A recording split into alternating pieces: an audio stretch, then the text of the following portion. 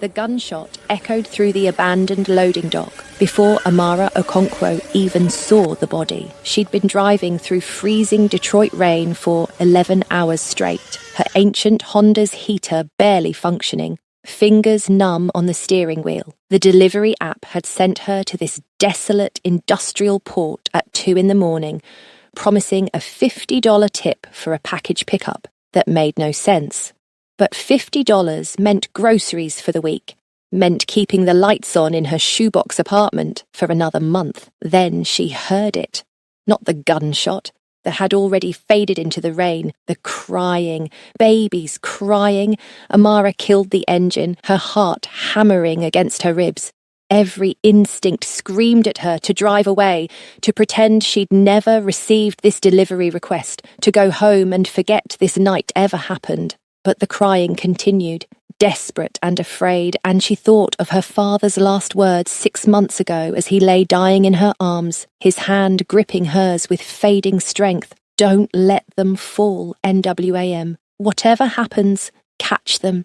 She'd failed him, failed to recognize the signs of his stroke, failed to get him help in time, failed at everything that mattered. The nursing degree she'd abandoned, the career she'd never started, the life she'd never built.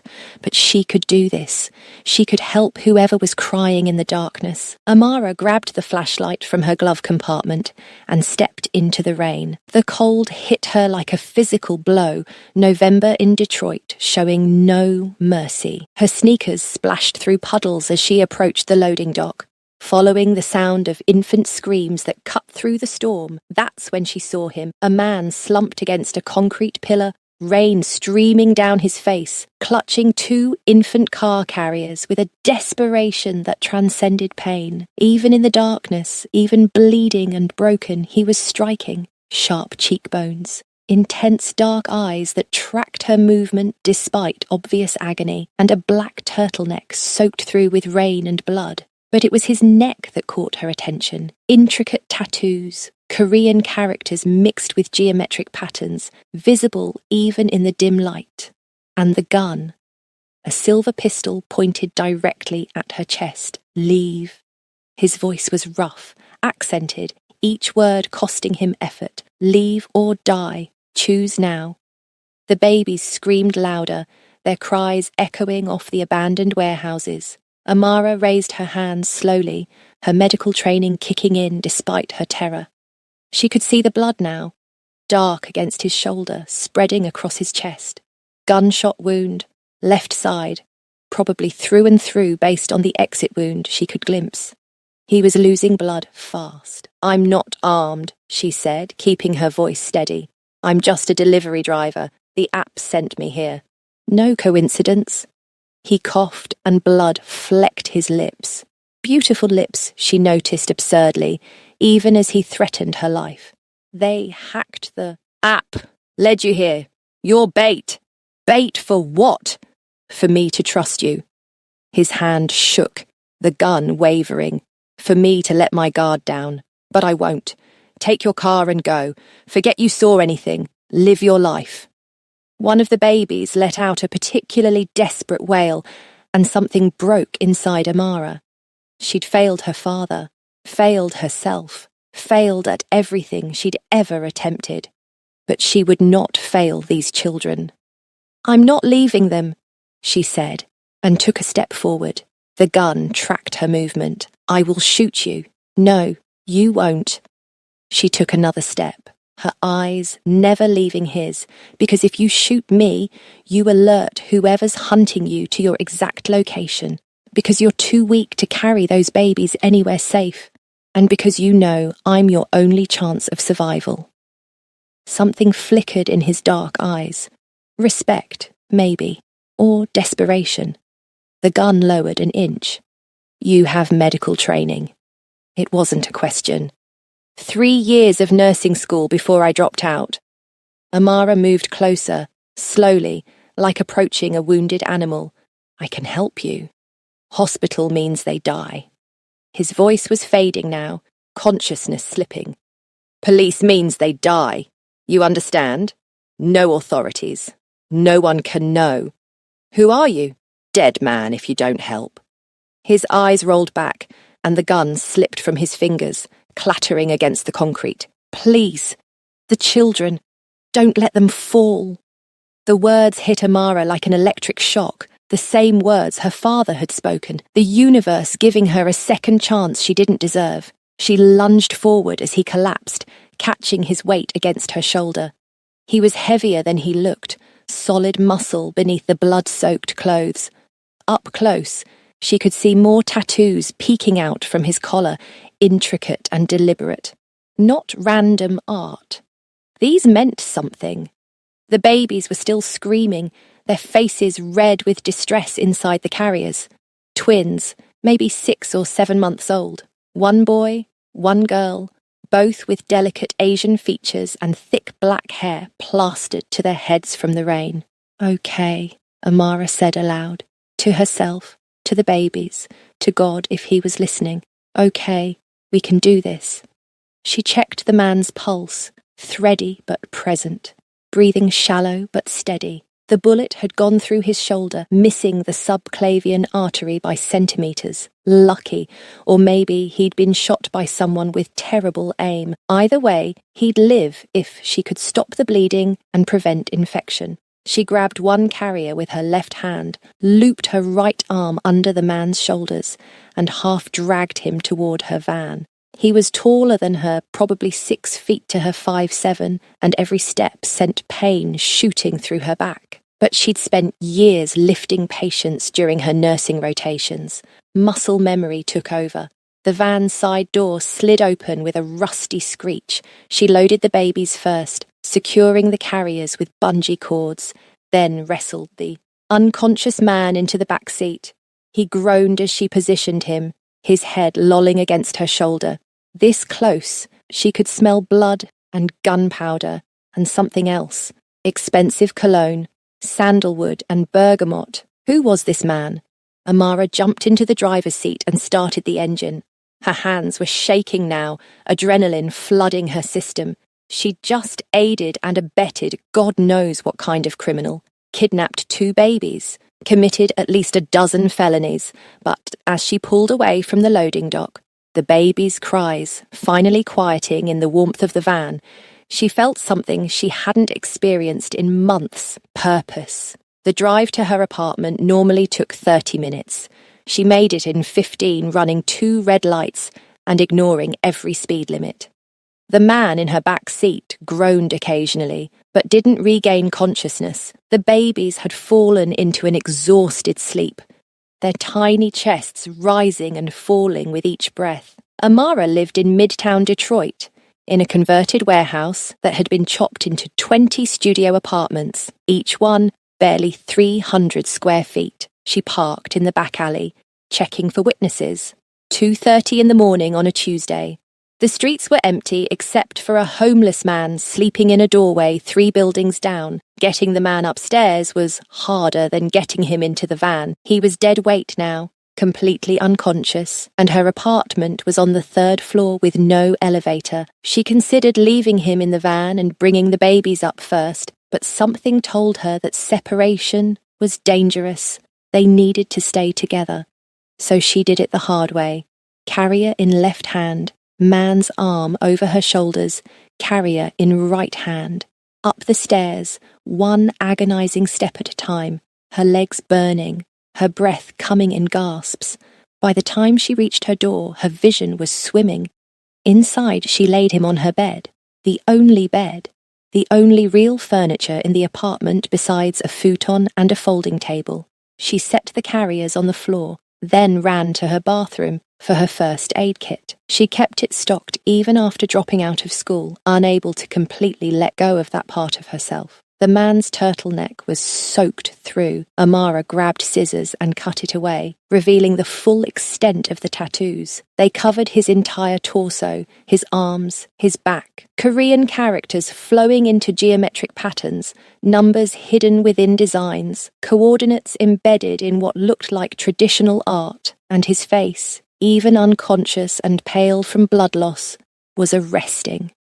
Sharp jaw, high cheekbones, full lips. He couldn't be older than mid-30s, she guessed. young to have so many secrets carved into his skin. The gunshot wound was worse than she'd thought. The bullet had entered his left shoulder and exited through his back, tearing through muscle but miraculously missing bone. She packed the wounds with gauze, applied pressure, started an IV line with the supplies she'd hoarded from her hospital rotations, lactated Ringer's solution to replace the blood volume he'd lost. She hung the bag from her closet door handle, the fluid dripping steadily into his vein. He needed blood. He needed a hospital. But he'd been clear. No hospitals, no police. These children would die if she broke that rule. She had to trust it, had to trust him. As she worked, cleaning the wound, checking for debris, stitching the entry and exit points with trembling fingers, Amara felt herself slipping back into the person she used to be, the nursing student who'd been top of her class, the daughter her father had been proud of, the woman who saved lives instead of delivering groceries for tips. It took an hour to stabilize him. By the time she finished, her hands were covered in blood, her clothes ruined, her body shaking with exhaustion, but his pulse was stronger, his breathing deeper. He'd live. That's when the babies started crying again. Amara looked at the carriers, panic rising. She had no idea how to care for infants. Her pediatric rotation had been the one she'd skipped, too afraid of hurting something so small and vulnerable. But these babies needed her. Now. She knelt beside the carriers, unstrapping them with clumsy fingers. The girl had delicate features, rosebud lips, and thick eyelashes. The boy was stockier, with a serious expression even while crying. Both wore expensive clothes, designer brands she recognized from window shopping she could never afford. "Hey," she whispered, lifting the girl out first. "Hey, it's okay. You're safe now." The baby's crying intensified, her face scrunching with distress. Amara bounced her gently, the way she'd seen mothers do, but it only made things worse. The boy joined in, their dual screams filling her tiny apartment. "Come on," Amara pleaded. "What do you need? Food? Diaper change? Both?" She checked the diaper, soaked through. Of course, she had no diapers, no formula, no bottles, no anything a baby might need. What had she been thinking, bringing them here? But then she remembered the carriers themselves. She set the girl back down gently and examined the equipment. High-end car seats, the kind that cost more than her monthly rent. And built into the base of each one was a hidden compartment. Amara popped the first latch. Inside was a supply kit that would make any parent jealous. Formula, bottles, diapers, wipes, even a change of clothes. Everything she needed. Someone had prepared for this. Someone had known these babies might need to survive on their own. She changed both diapers, fumbling with the tabs, getting baby powder everywhere. Then she prepared bottles of formula, following the instructions on the container, her nursing training helping her calculate the right amounts for their age and weight. 6 months old, she guessed, maybe 7, old enough for formula, not quite ready for solid food. The babies latched onto the bottles with desperate hunger, their cries finally, blessedly, stopping. Amara sank onto her futon, holding both of them awkwardly, one in each arm, and felt tears streaming down her face. What had she done? What had she gotten herself into? She looked at the man on her bed, his chest rising and falling steadily now, the IV drip keeping him hydrated. The tattoos covering his skin seemed to shift in the lamplight, symbols and numbers forming patterns she couldn't quite decipher. "Who are you?" she whispered. As if in answer, his eyes fluttered open, dark eyes, alert despite the pain, finding her across the room. He tried to sit up, gasped, fell back against the pillows. "The children," he rasped. "Are they safe?" "They're fine. Fed, changed, sleeping." Amara nodded toward the babies in her arms. "Who are they? Who are you? Did you call anyone?" "No." "Police? Hospital? Friends?" "No one. You said they'd die if I did." Something in his expression softened. "You saved us." "You're not saved yet. You need blood, antibiotics, proper medical care." I did what I could, but I'm not a doctor. I'm not even a nurse. I'm a dropout who delivers food for a living. You're a Yunin. He pronounced it slowly, carefully. Yun-in, a lifesaver. In my world, that means something. What world is that? He studied her for a long moment, seeming to weigh how much to tell her. The kind of world where people get shot for knowing too much. Are you sure you want answers? I'm in this now. I carried you up 3 flights of stairs. I stitched your wounds. I fed your children. So yes, I want answers. Not my children. Not both. He coughed, and Amara stood quickly, setting the babies in their carriers before rushing to his side. The girl is mine, Sua. Her mother died giving birth. And the boy? My blood brother's son, Daniel. His father, Jae-sung, died protecting us 3 months ago. I swore I would raise Daniel as my own. Protecting you from what? From the people who shot me tonight. He tried to sit up again, and this time Amara helped him, propping pillows behind his back. From my own organization. I lead a syndicate, the Hwarang. We traffic in information, in data, in secrets that powerful people pay to keep hidden. Amara felt her blood run cold. You're a criminal. I prefer information broker. A ghost of a smile crossed his lips. But yes, a criminal. And tonight, my own people betrayed me. My security detail, men I've known for years, they sold me out to a faction that wants to take control. Why? He tapped his chest, indicating the tattoos. Because of these, every symbol, every character, every number you see on my skin is encrypted data. Coordinates to data vaults, passwords to accounts, blackmail material on dozens of powerful people. My body is a living ledger worth $4 billion. That's insane. That's genius. No one can steal this information without stealing me. No one can hack it, crack it, or copy it. It's the ultimate security. Or it was, until my own people decided I was worth more dead than alive. They want your skin. The realization made Amara's stomach turn. They want me alive, preferably, but my skin would work too. Either way, they get access to everything. He looked at her intently, and even injured and exhausted, his gaze was penetrating. Which means you're in danger now too. They'll trace you. The delivery app you used, it was hacked.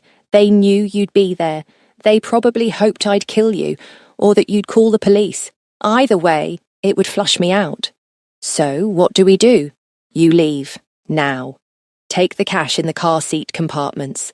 $5,000. Start a new life somewhere else. Forget you ever saw me. And the babies. His jaw clenched. I'll find a way. You can barely sit up. You've lost 1/3 of your blood volume. You need at least 3 days of bed rest before you can even walk, and that's if infection doesn't set in. How exactly are you going to find a way? He said nothing, but she could see the desperation in his eyes, the fear. Not for himself, she realized, for the children. I'll stay, Amara said, for now, until you're strong enough to move, but then I'm out. Understood? Why? Why would you risk your life for strangers? She thought of her father, of his last words, of the guilt that had been eating her alive for 6 months. Because someone once told me not to let them fall, she said quietly, and I failed him. I won't fail again. If you're enjoying this story so far, please hit the like button and subscribe to our channel. We've got more incredible stories coming your way, and your support means everything to us. The man studied her for a long moment, then nodded. My name is Kang Ji-ho, and I owe you my life. Amara Okonkwo, Nigerian American. My parents immigrated in the 90s. My dad died 6 months ago. My mum went back to Lagos after. I stayed. She didn't know why she was telling him this. Maybe because he'd been honest with her. Maybe because she needed to remind herself she was a person, not just a pawn in whatever dangerous game she'd stumbled into. I'm sorry about your father. Ji-ho's voice was sincere. The bond between father and child, it's sacred. That's why I must protect Su'ar and Daniel, no matter the cost. Tell me about the people hunting you. If I'm going to help, I need to know what we're up against. Jiho closed his eyes, gathering his strength. The Hwarang Syndicate has existed for 30 years. We started in Seoul, expanded to Los Angeles, then to New York and Detroit. We deal in corporate espionage, political blackmail, identity protection. Clean work, mostly. No drugs, no human trafficking, no unnecessary violence. We have rules. Rules you're breaking by telling me this. The rules are already broken. My wife, Mi-sun, supposedly died 18 months ago, giving birth to Su'ar. But I've recently learned that was a lie. She's alive, and she's the one orchestrating this coup. She wants the tattoos, wants control of the organization, and she's willing to kill her own daughter to get it. Amara felt sick. What kind of mother would do that? The kind who never wanted to be a mother. Mi-sun and I, our marriage was strategic. Two powerful families uniting. I didn't love her, and she didn't love me. But I thought we had an understanding. I thought she cared about the organization, about honor, about the code we live by. He opened his eyes, and they were hard now. Cold. I was wrong. So your own wife faked her death, waited over a year. And then what? Convinced your security detail to betray you? She's been positioning herself with the council, the 12 men who govern the Hwarang, old traditionalists who think I'm too soft, too Western, too willing to change the old ways. They see an opportunity to remove me and install someone more pliable, someone like Mi-sun. But you have the tattoos, the information, which is why they need me alive long enough to extract it. The encryption is complex. It requires specific keys, specific sequences. If they kill me outright, they risk losing everything. But if they capture me, torture me, they can make me talk. He looked at the babies sleeping peacefully in their carriers, and they can use Su'ar and Daniel as leverage. Amara felt the weight of what she'd taken on settling over her shoulders. How long do we have? Hours. Maybe a day if we're lucky. They'll trace your delivery app account, find your address, send people here. We need to leave as soon as I can walk. You can't walk. You can barely breathe without wincing. Then we improvise. Jiho tried to swing his legs off the bed and immediately gasped in pain, falling back. Damn it! Stop! Amara moved to his side, checking his pulse, his pupils, the IV site. You tear those stitches, you bleed out, and those babies are orphans. Is that what you want? I want them safe. Then trust me to keep you alive long enough to protect them. I've gotten this far, haven't I?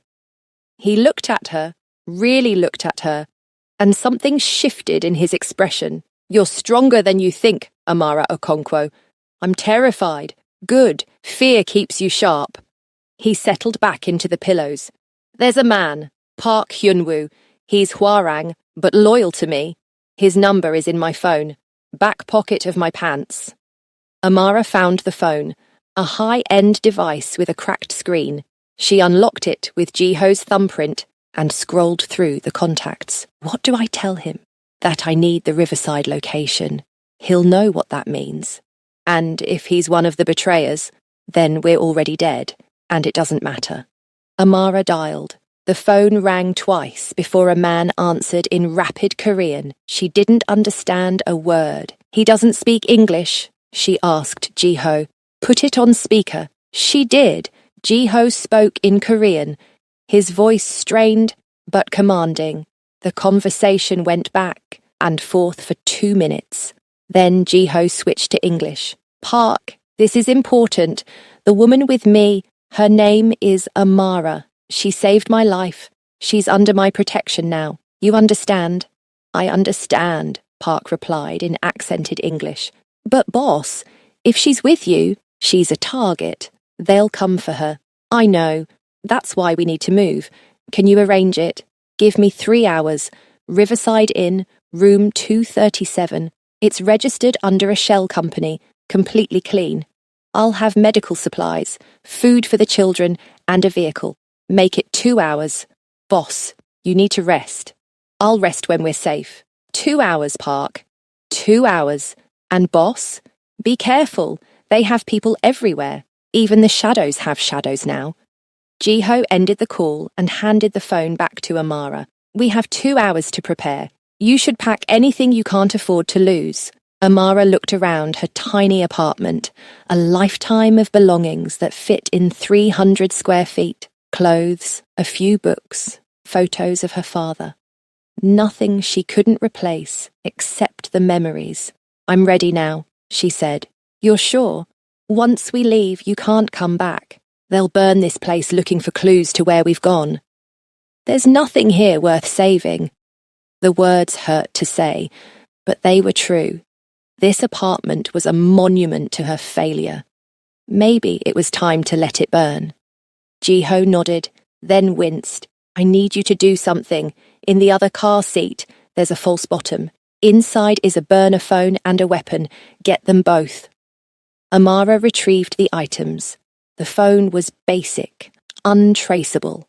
The weapon was a compact pistol, similar to the one Jiho had pointed at her. I don't know how to use this, she said, staring at the gun. Safety's here. Point and pull the trigger. Try not to shoot unless you're sure you'll hit what you're aiming at. He paused. And Amara, if they get past me, if I'm dead or captured, you take that gun and you run with the babies. Don't look back. Don't try to save me. Just run. I'm not going to let you die. You might not have a choice. They spent the next hour in tense preparation. Amara packed a bag with essentials, changed the babies again, prepared more bottles. Jiho coached her through the basics of the gun. Though touching it made her skin crawl, she devoted her life to healing, not killing. But maybe in this world, the two weren't so different. At 4 a.m, Jiho's phone buzzed. A text from Park. Ready? Back alley. Black SUV. Time to go, Jiho said, and tried to stand. This time, with Amara's help, he made it to his feet. He swayed, face pale, but stayed upright. The IV needs to come out. She removed it carefully, applying pressure to the site. Then she helped him into a clean shirt from her closet, something her ex-boyfriend had left behind. It was too small, stretched tight across Jiho's shoulders, but it covered the blood. They made their way downstairs slowly, Jiho leaning heavily on Amara, the babies in their carriers. The black SUV was idling in the alley, windows tinted. A man in his 50s stepped out, Asian, with silver hair and sharp eyes. Boss, he said, bowing slightly. Then to Amara, Miss Okonkwo, thank you for protecting him. Don't thank me yet, Amara muttered, loading the carriers into the back seat. They drove through empty Detroit streets, Park at the wheel, saying nothing. The Riverside Inn was a cheap motel on the outskirts of the city, the kind of place that rented by the hour and didn't ask questions. Perfect for hiding. Room 237 was surprisingly clean. 2 beds, a bathroom, a mini fridge stocked with supplies. Park had even brought a portable crib for the babies. I'll stand watch outside, Park said. You have 12 hours, maybe less. The council is meeting at dawn to vote on succession. If they vote against you, boss, the bounty goes active. How much? Jiho asked. $1.5 million for proof of death, $2.5 million for live capture. Amara felt her knees go weak. She was worth $2.5 million, dead or alive. Get some rest, Park told them. I'll wake you if trouble comes. After he left, Amara helped Jiho onto one of the beds. He was trembling now, fever setting in. She checked his wounds. No signs of infection yet, but it was early. She gave him ibuprofen, all she had, and covered him with blankets. The babies were awake, staring at her with wide eyes. She fed them again, changed them again, rocked them until they slept. By the time she finished, dawn was breaking through the curtains, and she was so exhausted she could barely stand. She collapsed onto the second bed, still wearing her blood-stained clothes, and closed her eyes. But sleep wouldn't come. Every sound made her jump. Every car passing outside could be assassins. Every shadow could be death. Amara. Jiho's voice was soft. Thank you. For everything. Ask me again when we're alive in 24 hours. Even if we die tomorrow, you gave Suar and Daniel one more day. That's everything. She opened her eyes and looked at him across the space between beds. We're not going to die. Such certainty. Not certainty. Stubbornness. I didn't drag your bleeding corpse up 3 flights of stairs just to let some gangsters kill us in a motel room. He laughed, then groaned. Don't make me laugh. It hurts. Then stop talking and sleep. I can't. Too many enemies, too many variables. You have 12 hours. Park is watching. The door is locked. Sleep while you can. He was quiet for a long moment. Then, will you talk to me? Tell me something. Anything. I need to stay awake. Amara sighed. What do you want to know? Your father. You said he died 6 months ago. What happened? The question hurt, but she found herself answering anyway. Stroke. Massive cerebral hemorrhage. He was only 58. We were having dinner, just talking about nothing, and he suddenly grabbed his head, said, it felt like something exploded inside his skull. I called 911, but by the time they got there, he was already unconscious. He died in my arms in the ambulance. The paramedics tried to save him, but there was nothing they could do. I'm sorry. I keep thinking I should have seen it coming. He'd been having headaches for weeks, high blood pressure. I'm a nursing student. I should have known. Should have made him see a doctor. Should have done something. You can't blame yourself for that. Can't I? I had the training. I had the knowledge. And I did nothing. She felt tears burning her eyes. That's why I dropped out. I couldn't face going back to school, learning more ways to save people when I couldn't even save my own father. So you became a delivery driver. It seemed easier. No one depends on you. No one dies if you mess up. You just deliver food and groceries and pretend you're useful. But you weren't satisfied with that. No. I hated it. Hated myself. Every day felt like punishment for failing him. Jiho was quiet, and when he spoke again, his voice was gentle. Your father's last words, don't let them fall. Do you think he meant you should catch everyone? Save everyone? Carry the weight of the world? I don't know what he meant. I think he meant, don't let yourself fall. Don't give up on who you are, what you can become. You have a gift, Amara. The way you treated my wounds, cared for the children, stayed calm under pressure. That's not learned. That's innate. It's not enough. It's everything. Do you know how many people would have run when they saw me? How many would have called the police despite my warning? How many would have left those babies to die because it was easier than getting involved? He shifted in the bed, trying to look at her. You didn't run. You didn't take the easy path. You caught us when we fell. That's who your father raised you to be. The tears came then, hot and unstoppable. Amara pressed her face into the scratchy motel pillow and let herself cry for the first time since her father's funeral. All the grief, all the guilt, all the self-hatred pouring out in racking sobs. When she finally stopped, exhausted and hollow, she heard Jiho's steady breathing across the room. He'd fallen asleep. And somehow, despite everything, so did she. She woke to the sound of babies crying and sunlight streaming through the curtains. For a disorienting moment, she forgot where she was. Then memory crashed back. The gunshot, the blood, the tattoos, the $2.5 million bounty on their heads. Amara sat up, her body screaming in protest. Every muscle ached. Her clothes were stiff with dried blood. But the babies needed her. Jiho was still asleep. Fever flushed across his cheeks. She checked his wounds quickly, still clean, thank God. Then she turned her attention to Suar and Daniel, who were both wailing with the indignation of hungry infants. Okay, she murmured, preparing. Bottles. I've got you. As she fed them, she studied their faces. Suar had Jiho's high cheekbones and serious expression. Daniel was rounder, with a ready smile even through his tears. Both beautiful, both innocent, both worth dying for, apparently.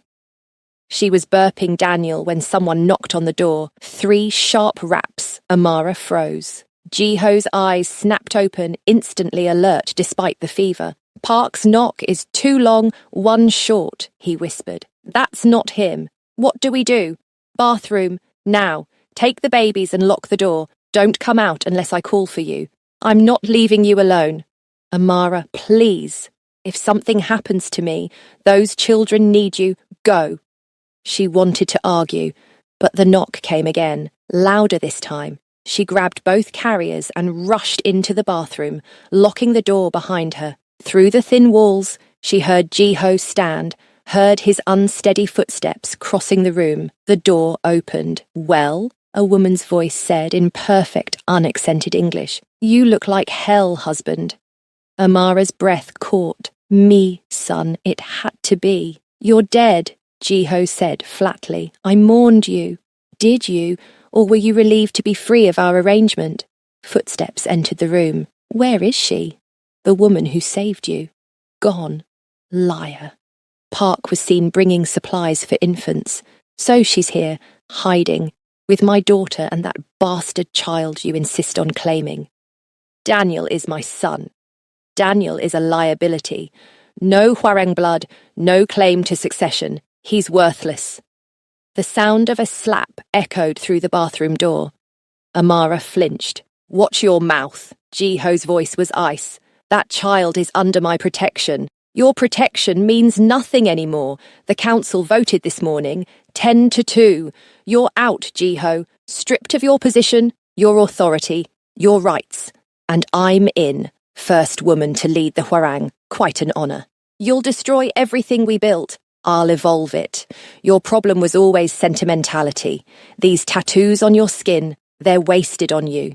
You use them to protect, to maintain balance.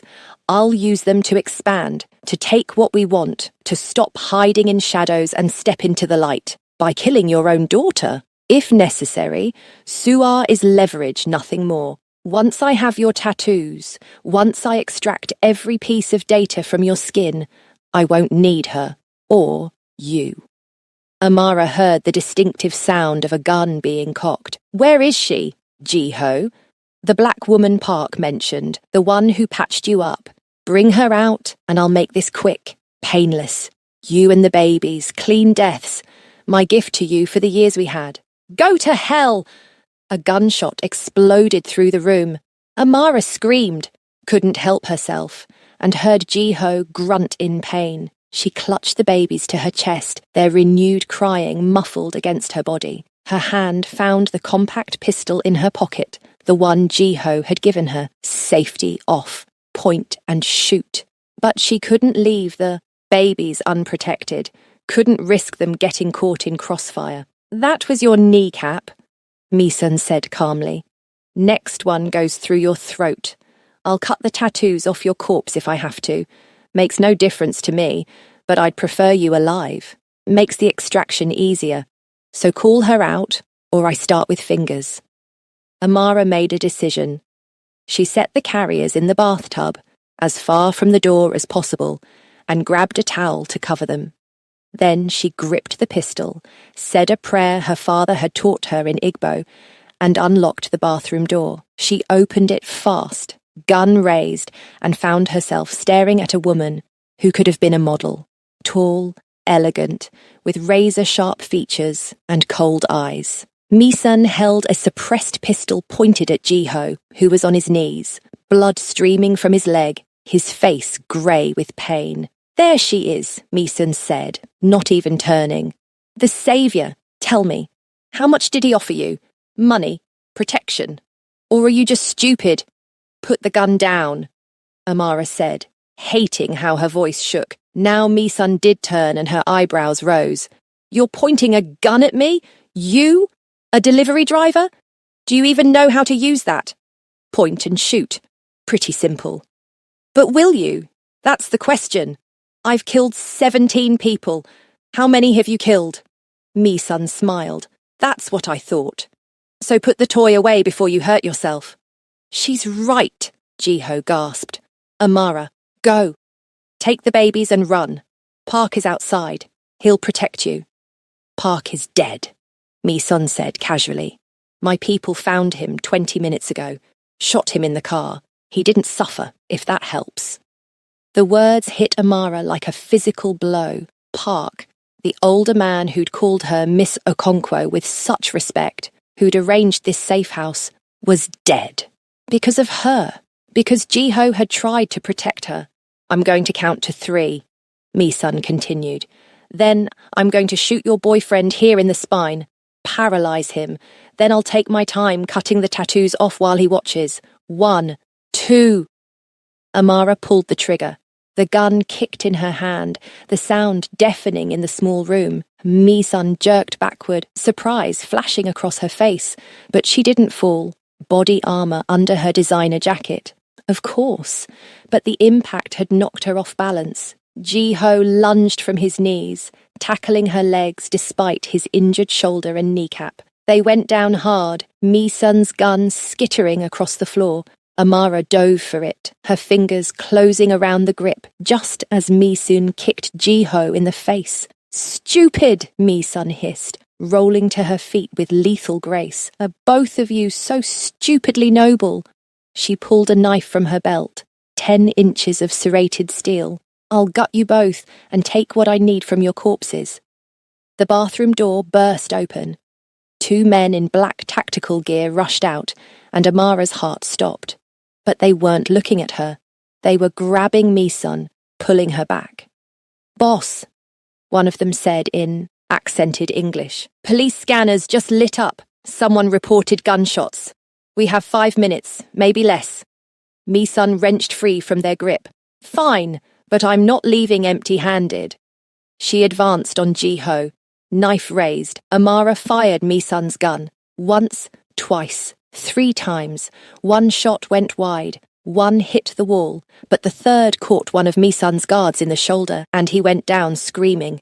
You little bitch, Mi-sun snarled, and everything happened at once.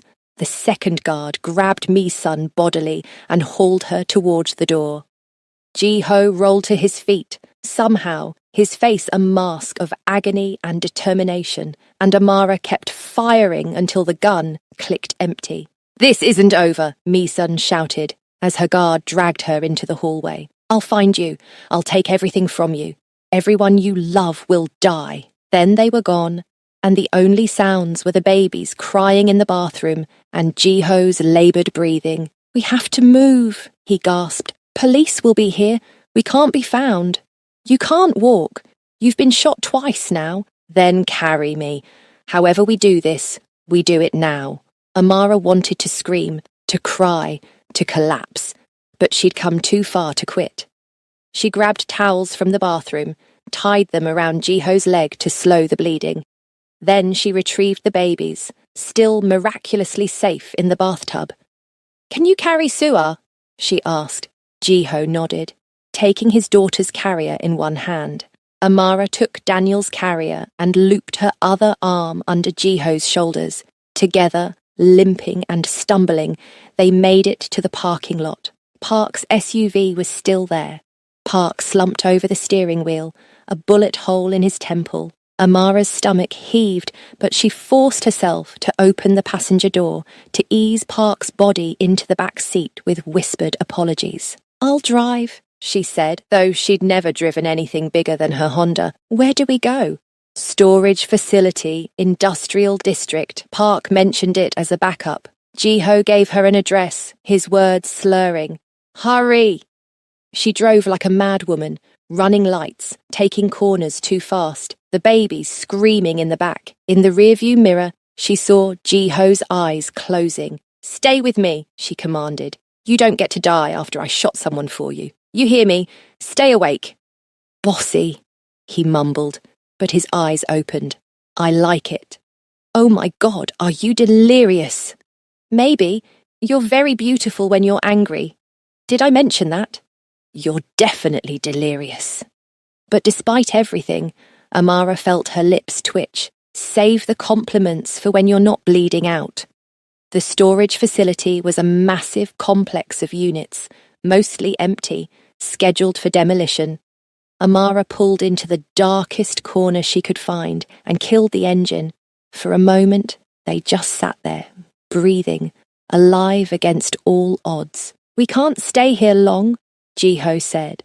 "Mi-sun knows all of Park's backup locations. She'll check them all. Then, what do we do?" "I have one more contact. Someone even Mi-sun doesn't know about, but it's risky. Riskier than what we just survived. Much." He pulled out his cracked phone and dialed. The conversation was in Korean, brief and intense. When he hung up, his face was grim. "We have a meeting in 2 hours, underground parking garage downtown. But Amara, if this goes wrong, you take the babies and you run. Promise me." "I'm not promising that." "Then I'm not going." She wanted to argue, but the steel in his voice stopped her. "Fine, I promise. If it goes wrong, I run with the babies. Happy? No, but it's the best I can hope for." They spent the next 2 hours in the SUV, Amara tending to Jiho's wounds as best she could with the limited supplies Park had brought. The bullet had gone clean through his kneecap, shattering bone. He'd never walk normally again without surgery. But he was alive. They were all alive. The babies had finally exhausted themselves crying and were sleeping peacefully, unaware of the violence that surrounded them. Amara envied their innocence. "Tell me about Daniel's father," she said quietly, needing to break the heavy silence. "Jae-sung." Jiho's expression softened. "He was my blood brother. We grew up together in Seoul, ran the streets together. When I came to America to establish the Hwarang's presence here, he came with me. He was the only person I trusted completely." "What happened to him?" 3 months ago, there was an ambush. A rival organization tried to steal our client list. Jae-sung threw himself in front of the bullets meant for me. He saved my life and died in my arms. Jiho's voice cracked. His last words were asking me to protect Daniel, to raise him as my own son. I swore I would. "And Daniel's mother? She died in childbirth. Daniel was only 2 months old when Jae-sung died. So I took him, raised him alongside Sua. They're siblings in every way that matters." "Mi-sun said he's not Hwarang blood. What does that mean?" "The Hwarang have strict succession rules. Only blood descendants can inherit leadership. Daniel's adoption makes him ineligible, which means Sua is the only legitimate heir to my position. That's why Mi-sun wants her dead. Eliminate the competition before it grows up." "That's monstrous." "That's tradition. Old ways that value bloodlines over competence. It's one of the many things I've been trying to change." He looked at her. "The Hwarang isn't just a criminal organization. We provide services. Identity protection for abuse victims, data security for journalists in dangerous countries. We've helped expose corrupt politicians, protected whistleblowers. Yes, we break laws, but we also save lives." "You're trying to make yourself sound noble." "I'm trying to make you understand that the world isn't black and white. That sometimes good people do bad things for good reasons, and sometimes bad people do bad things for profit. Which one are you?" He smiled faintly. "I'm still figuring that out." The 2 hours passed too quickly. As they drove to the meeting location, Amara felt dread settling in her stomach. This could be a trap. Could be the end of everything. But what choice did they have? The parking garage was in downtown Detroit, under a half-empty office building. Level 3, Section C. Amara parked in the designated spot and cut the engine. They waited. 5 minutes later, headlights appeared. A black Mercedes, sleek and expensive. It pulled up beside them, and a man stepped out. He was younger than Amara expected, maybe late 20s. With dyed blonde hair and a face full of piercings. "That's Yoon," Jiho said. "He's complicated." "Complicated how?" "He's Mi-sun's younger brother, but he hates her more than anyone." Before Amara could process that, Yoon opened Jiho's door. "Hyung, he said, the Korean term of respect heavy with emotion. You look like death. Feel like it too. Jiho gripped Yoon's arm. Thank you for coming. Mi-sun put a bounty on your head, 2.5 million. Every Hwarang enforcer in North America is hunting you. Yoon's eyes found Amara. You must be the delivery driver who started all this. I didn't start anything, Amara said defensively. No? You saved his life. That makes you the most dangerous piece on the board. Mi-sun fears you more than she fears him, because you're unpredictable. You're not Hwarang. You don't follow our rules, and yet you've kept him alive when trained killers couldn't. I'm just trying to protect the babies. The babies. Yoon's expression hardened. My niece and her adopted brother. Mi-sun wants to kill Suah, you know, her own daughter, just to secure power. I know, Jiho told me. And you stayed anyway. Either you're brave or insane. Yoon studied her. I think both. Can you help us? Jiho cut in. The council voted against me. I need to know who supported Mi-sun, who can be turned. Everyone supported her. The vote was 10-2.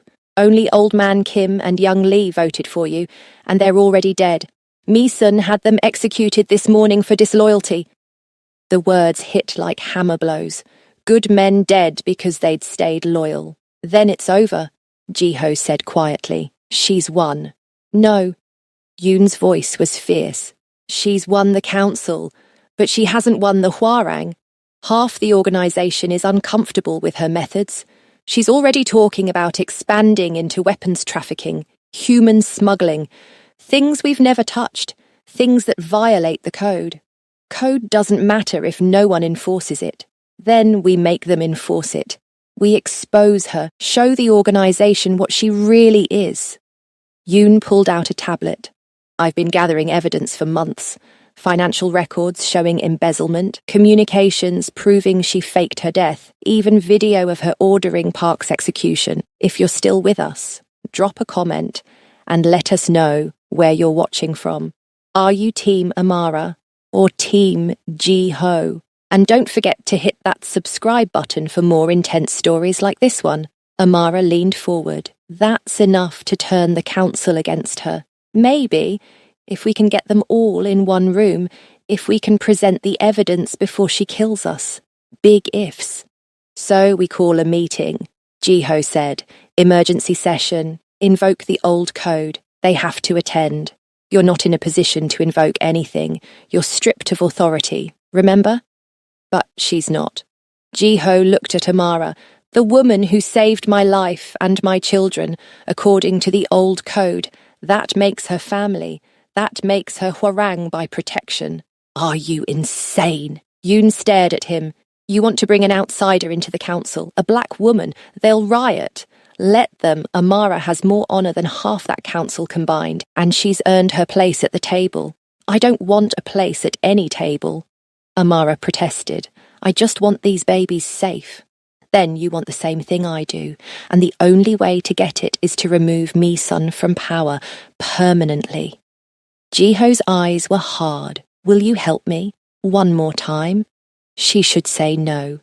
Should take the babies and run like she'd promised. Should disappear into a new life, somewhere far from Detroit and Korean crime syndicates and $2.5 million bounties. But she thought of Park, dead in the back seat, of the old council members executed for loyalty, of Suah and Daniel, who deserved a chance to grow up safe. What do I have to do?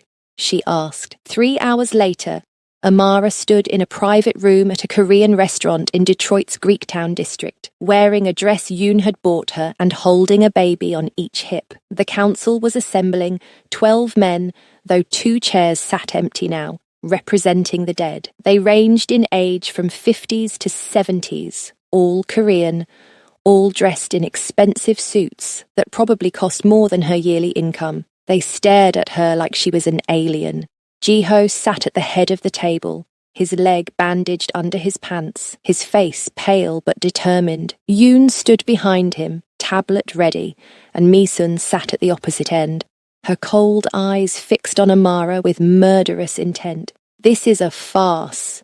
Mi-sun said in Korean, then switched to English. We don't allow outsiders at council meetings, especially not her kind. Her kind saved my life, Ji-ho replied. Her kind showed more courage and honor than anyone in this room, and according to the old code, Article 7, anyone who saves a council member's life and the lives of blood heirs is granted protection and voice. That code hasn't been invoked in 30 years. Then it's overdue.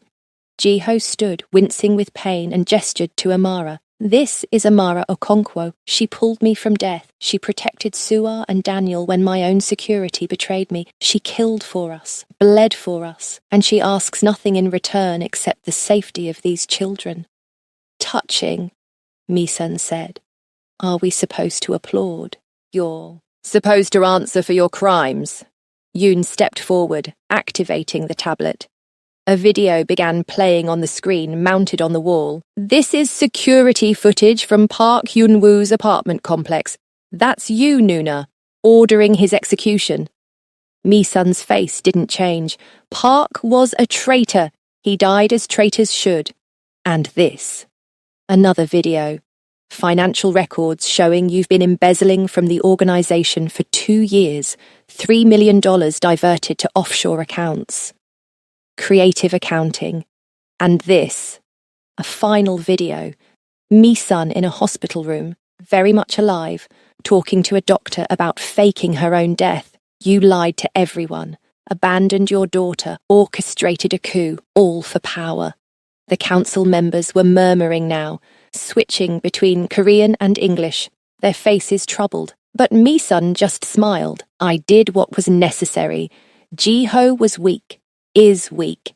He refuses to expand our operations, refuses to take what we deserve. Under my leadership, the Hwarang will become the most powerful organization in North America, will control governments, corporations, entire industries, and anyone who stands in my way will die.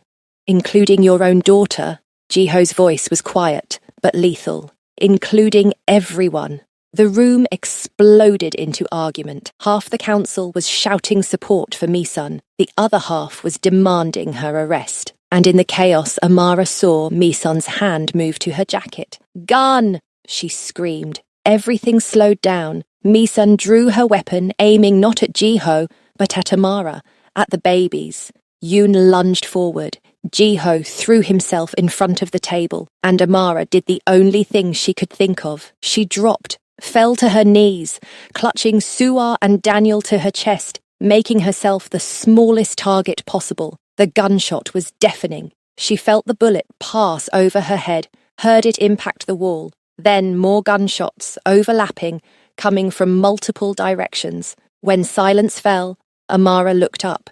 Mi-sun was on the floor, bleeding from her shoulder. Yoon held a smoking gun. And 3 council members lay dead, shot by Mi-sun's guards who'd been stationed outside the room. It's over, Ji-ho said, standing over his wife. You're finished, Mi-sun. Am I? She laughed, even bleeding. You think killing me stops this? I have supporters everywhere. They'll hunt you until you're dead. All of you. Then we'll be ready. Ji-ho looked at the remaining council members. Vote, now. Mi-sun or me. Old ways or new. Choose. One by one, they raised their hands. 7 for Ji-ho, 2 abstaining, none for Mi-sun. The council has spoken, Ji-ho said. Mi-sun, you are stripped of all authority and exiled. You have 24 hours to leave the country. If you're found on American soil after that, the penalty is death. You'll regret this. Mi-sun spat. All of you. Probably. Ji-ho nodded to Yoon. Get her out of here. As Yoon hauled Mi-sun away, the remaining council members approached Amara. The oldest, a man in his 70s with white hair and kind eyes, bowed to her. Miss Okonkwo, he said in careful English, you have shown great courage. The Hwarang is in your debt. I don't want a debt. I just want to go home. Where is home? She looked at Ji-ho, at the babies in her arms, at the strange new world she'd stumbled into. I'm not sure anymore. The old man smiled. Then perhaps you need time to figure it out. You are welcome in our organization, not as a member, but as family, protected, honored, free to leave whenever you wish. And if I want to leave now, then you take our gratitude and our blessing, but consider staying, at least until these little ones are safe. They need a mother, and from what I've seen, you need them too. The words struck deeper than Amara expected. She looked down at Su'ar and Daniel, both miraculously asleep despite the violence. They'd burrowed into her arms like they belonged there, like she was their safe place. Maybe she was. I'll stay, she said quietly, for now, until we're all safe. The council meeting ended with agreements and arrangements. Safe houses would be established, security upgraded, the organisation restructured to prevent future coups, and through it all, Amara sat in a corner, feeding babies and wondering what the hell she'd gotten herself into. When everyone finally left, Jiho limped over to her. You could have run. When Mi-sun pulled the gun, you could have left the babies and saved yourself. Why didn't you? Because your daughter drools on my shoulder and your son grabs my finger when he's scared. Because they trust me, and I won't break that trust. Even if it costs your life, even then. He studied her for a long moment. You're extraordinary, Amara Okonkwo. I'm terrified and exhausted and way out of my depth. But sure, let's go with extraordinary. He laughed, then winced. I need to see a doctor. A real one, not a nurse student turned delivery driver. Agreed, and you need surgery on that knee, and probably therapy for whatever trauma we've all just experienced. After. First, we need to secure Su'ar and Daniel. Make sure Mi-sun can't reach them. Then we can fall apart. Deal. She stood, still holding both babies. Where are we going? Somewhere Mi-sun will never think to look. Somewhere safe, quiet, and boring. Sounds perfect. It took 3 days to arrange everything. 3 days of safe houses and encrypted communications and constant fear that Mi-sun would ignore her exile and come back with an army. But she didn't. Maybe Yoon's threat had been enough. Maybe she'd decided to regroup and plan a better attack. Either way, they had a window of safety. Small, fragile, but real. Jiho's knee surgery went well. The doctors said he'd walk again, though he'd always have a limp. He took the news with equanimity. Battle scars, he called them. Reminders of the cost of survival. Amara spent those 3 days learning to be a mother. Changing diapers became second nature. Mixing formula turned into muscle memory. She learned that Su'ar liked to be held facing outward so she could see the world, while Daniel preferred to burrow into the crook of her neck. She learned their different cries, their preferences, their personalities, and she fell completely, irrevocably in love with both of them. On the 4th day, they moved into a penthouse overlooking the Detroit River.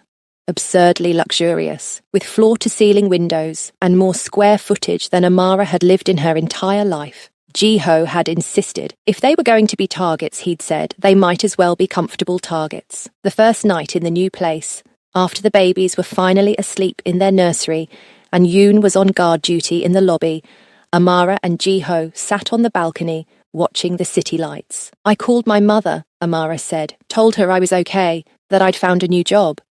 What did you tell her about the job? Nanny for a very rich, very paranoid Korean businessman. Not technically a lie. No, not technically. He was quiet for a moment. Do you regret it? Any of it? She thought about her old life, the cramped apartment, the delivery routes, the endless grinding loneliness. No, I don't regret it, but I don't fully understand it either. A week ago, I was nobody. Now I'm apparently Hwareng family, whatever that means. I have 2 babies depending on me, a crime boss recovering from multiple gunshot wounds on my couch, and a bounty on my head that's probably still active. It's insane. Completely insane, he agreed. So why does it feel more right than anything in my life has ever felt? Jiho turned to look at her, and in the city lights, his face was beautiful, scarred now, marked by violence, but beautiful. Because you're finally living instead of existing, because you're using your gifts instead of burying them, because you've found your purpose, taking care of gangsters and their babies, taking care of people who need you. Isn't that what you always wanted? To save lives? I wanted to be a nurse. This is not nursing, isn't it? You've patched wounds, administered medication, provided care under impossible conditions. You've done everything a nurse does and more. The only difference is your patients are criminals. Reformed criminals, she corrected. Are we reformed, or just on hiatus? It was a good question. The Hwarang still existed, still operated in grey areas of legality. Jiho was implementing changes, cleaning up operations, moving toward more legitimate business, but they were still, fundamentally, a criminal organisation. I think, Amara said slowly, that I don't care. I think morality is more complicated than I thought. And I think these babies deserve a chance at life, regardless of where they came from. And me. Do I deserve a chance? She looked at him, really looked at him, at the tattoos that marked him as dangerous, at the scars that marked him as survivor, at the gentle hands that held his daughter with such care. Everyone deserves a chance, she said, even people who've done terrible things. That's what my father believed. That's what I choose to believe too. He reached out and took her hand. His palm was warm, his grip strong despite his injuries. Thank you for everything, for saving us, for staying, for giving us all a second chance. Thank you for showing me I could be more than I thought. They sat like that for a long time, hands linked, watching the city, and for the first time since her father's death, Amara felt something like peace. The next morning brought new complications. Yoon appeared at breakfast with news that made Jiho's face go dark. "Me son didn't leave the country," Yoon said without preamble. "She's in Chicago, building an army, at least 50 enforcers, maybe more. She's calling in favors from every Hwarang cell across North America." "She's going to attack," Jiho said. "Worse, she's going to start a war, split the organization, force everyone to choose sides.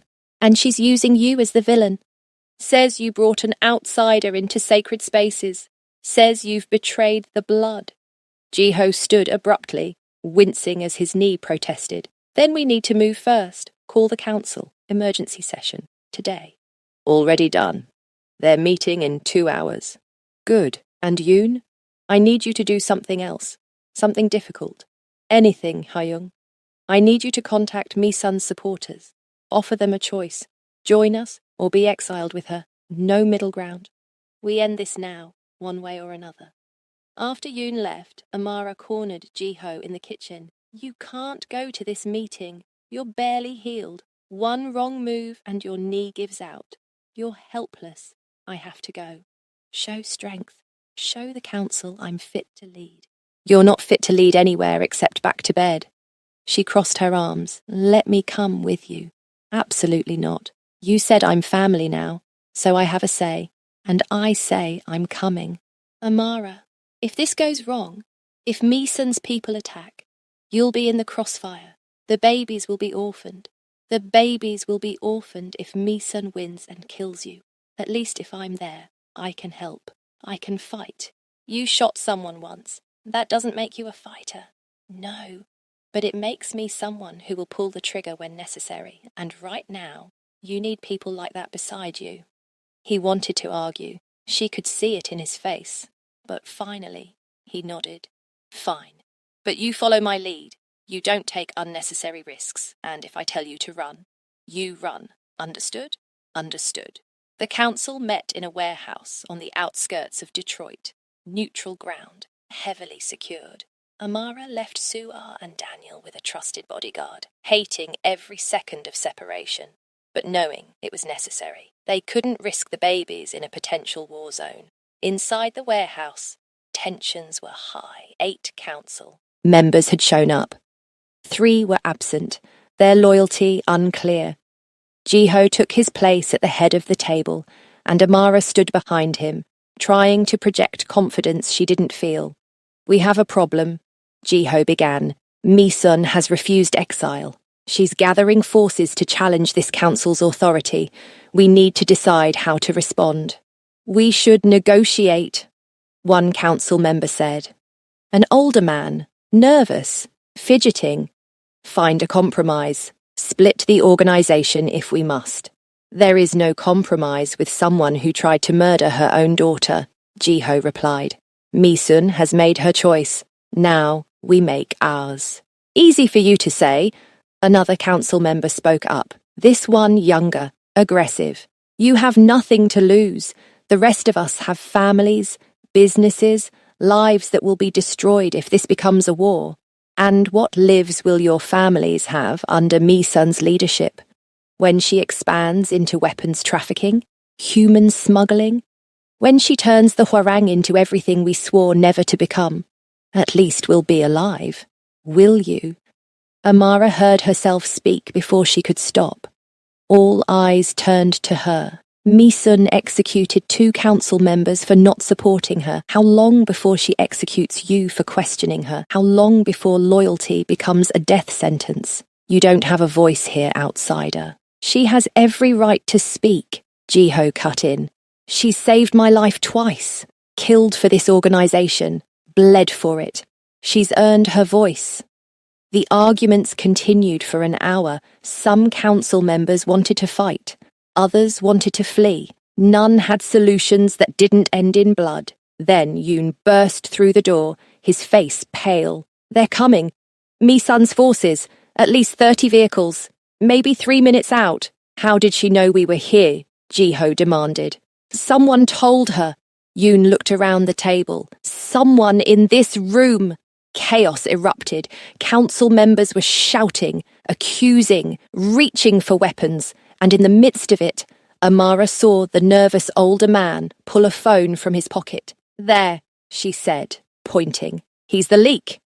The man ran. Jiho lunged after him despite his bad knee, and they went down in a tangle of limbs. The phone skittered across the floor. Amara grabbed it, saw the text message. "Meeting at warehouse. Come now."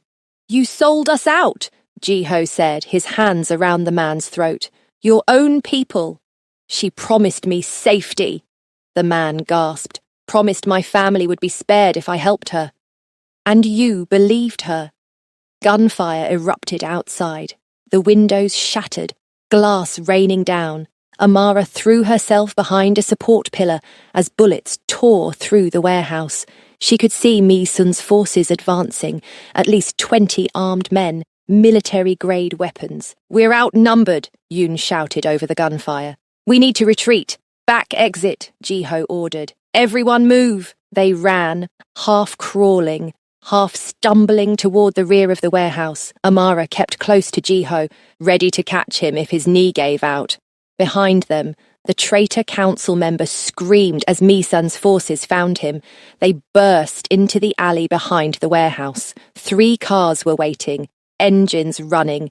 Jiho's people, thank God. They piled in, Amara and Jiho in the lead vehicle, and tore away as the warehouse exploded behind them, literally exploded. Someone had rigged it with explosives, and the blast wave rocked their car, shattering the rear windshield. "Mi-sun's not playing around," Yoon said from the driver's seat. "She wants us dead, all of us. Then we give her what she wants." Jiho replied, "We die." "What?" Amara stared at him. "Have you lost your mind? We fake our deaths, make her think she's won. Then we come back when she's vulnerable and take everything from her. That's insane. That's survival." He looked at Yoon. "Can you arrange it? Bodies, dental records, the works. It'll take time. And money. We have both. Do it." The next 72 hours were a blur. Yoon arranged for bodies from the morgue, homeless men with no families who died of natural causes. Dental records were swapped.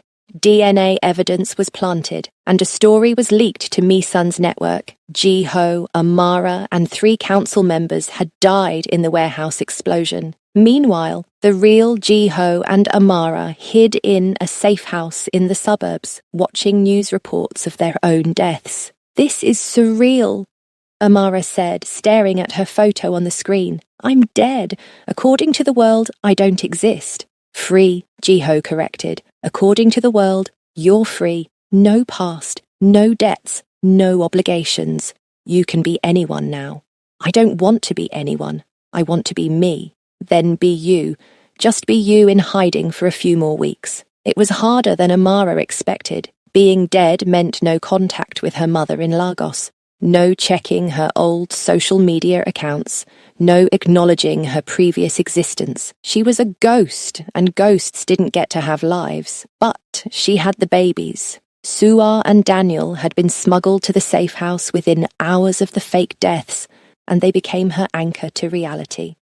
As long as she could feed them, change them, rock them to sleep, she was still real, still useful, still herself. Ji-ho was healing. His knee was getting stronger, though the limp remained. The shoulder wound had closed cleanly, but it was the emotional wounds that worried Amara. She'd catch him staring at nothing, his face blank, and she knew he was replaying every betrayal, every death, every failure. "Talk to me," she said one night, when the babies were finally asleep. "Don't shut me out. I'm fine. You're not. You're barely sleeping. Barely eating, you're drowning and pretending you're swimming." He was silent for a long moment. Then, "Park trusted me. The council members who voted for me trusted me, and they're all dead because I wasn't strong enough to protect them. They died because Mi-sun is a monster, not because you failed. I brought you into this, put you in danger, made you a target. How is that not failure? I chose to stay, Ji-ho. Every step of the way, I chose this. You didn't force me. You gave me options, and I chose you. I chose the babies. I chose this life. Why? You could have walked away a dozen times, could have taken the money and disappeared. Why stay?" She moved closer to him on the couch, close enough that their shoulders touched. "Because for the first time in months, I felt like I mattered, like what I did made a difference. My father spent his whole life helping people, and I spent mine running from that legacy. But here, with you, with Suar and Daniel, I finally understand what he meant, about catching people when they fall. We're not falling anymore. We're in free fall. Then we'll hit the ground together." She took his hand, lacing their fingers. "You're not alone in this, Ji-ho. You have Yoon. You have the loyal council members. And you have me." He turned to look at her, and something shifted in his expression, something soft and vulnerable that she'd never seen before. "Amara, I need to tell you something, and you're probably going to think I'm crazy. I already think you're crazy. We faked our deaths and are hiding in suburban Detroit with infant twins. Sanity left the building weeks ago." He smiled, but it faded quickly. "I'm falling for you, have been since you carried me up those stairs to your apartment.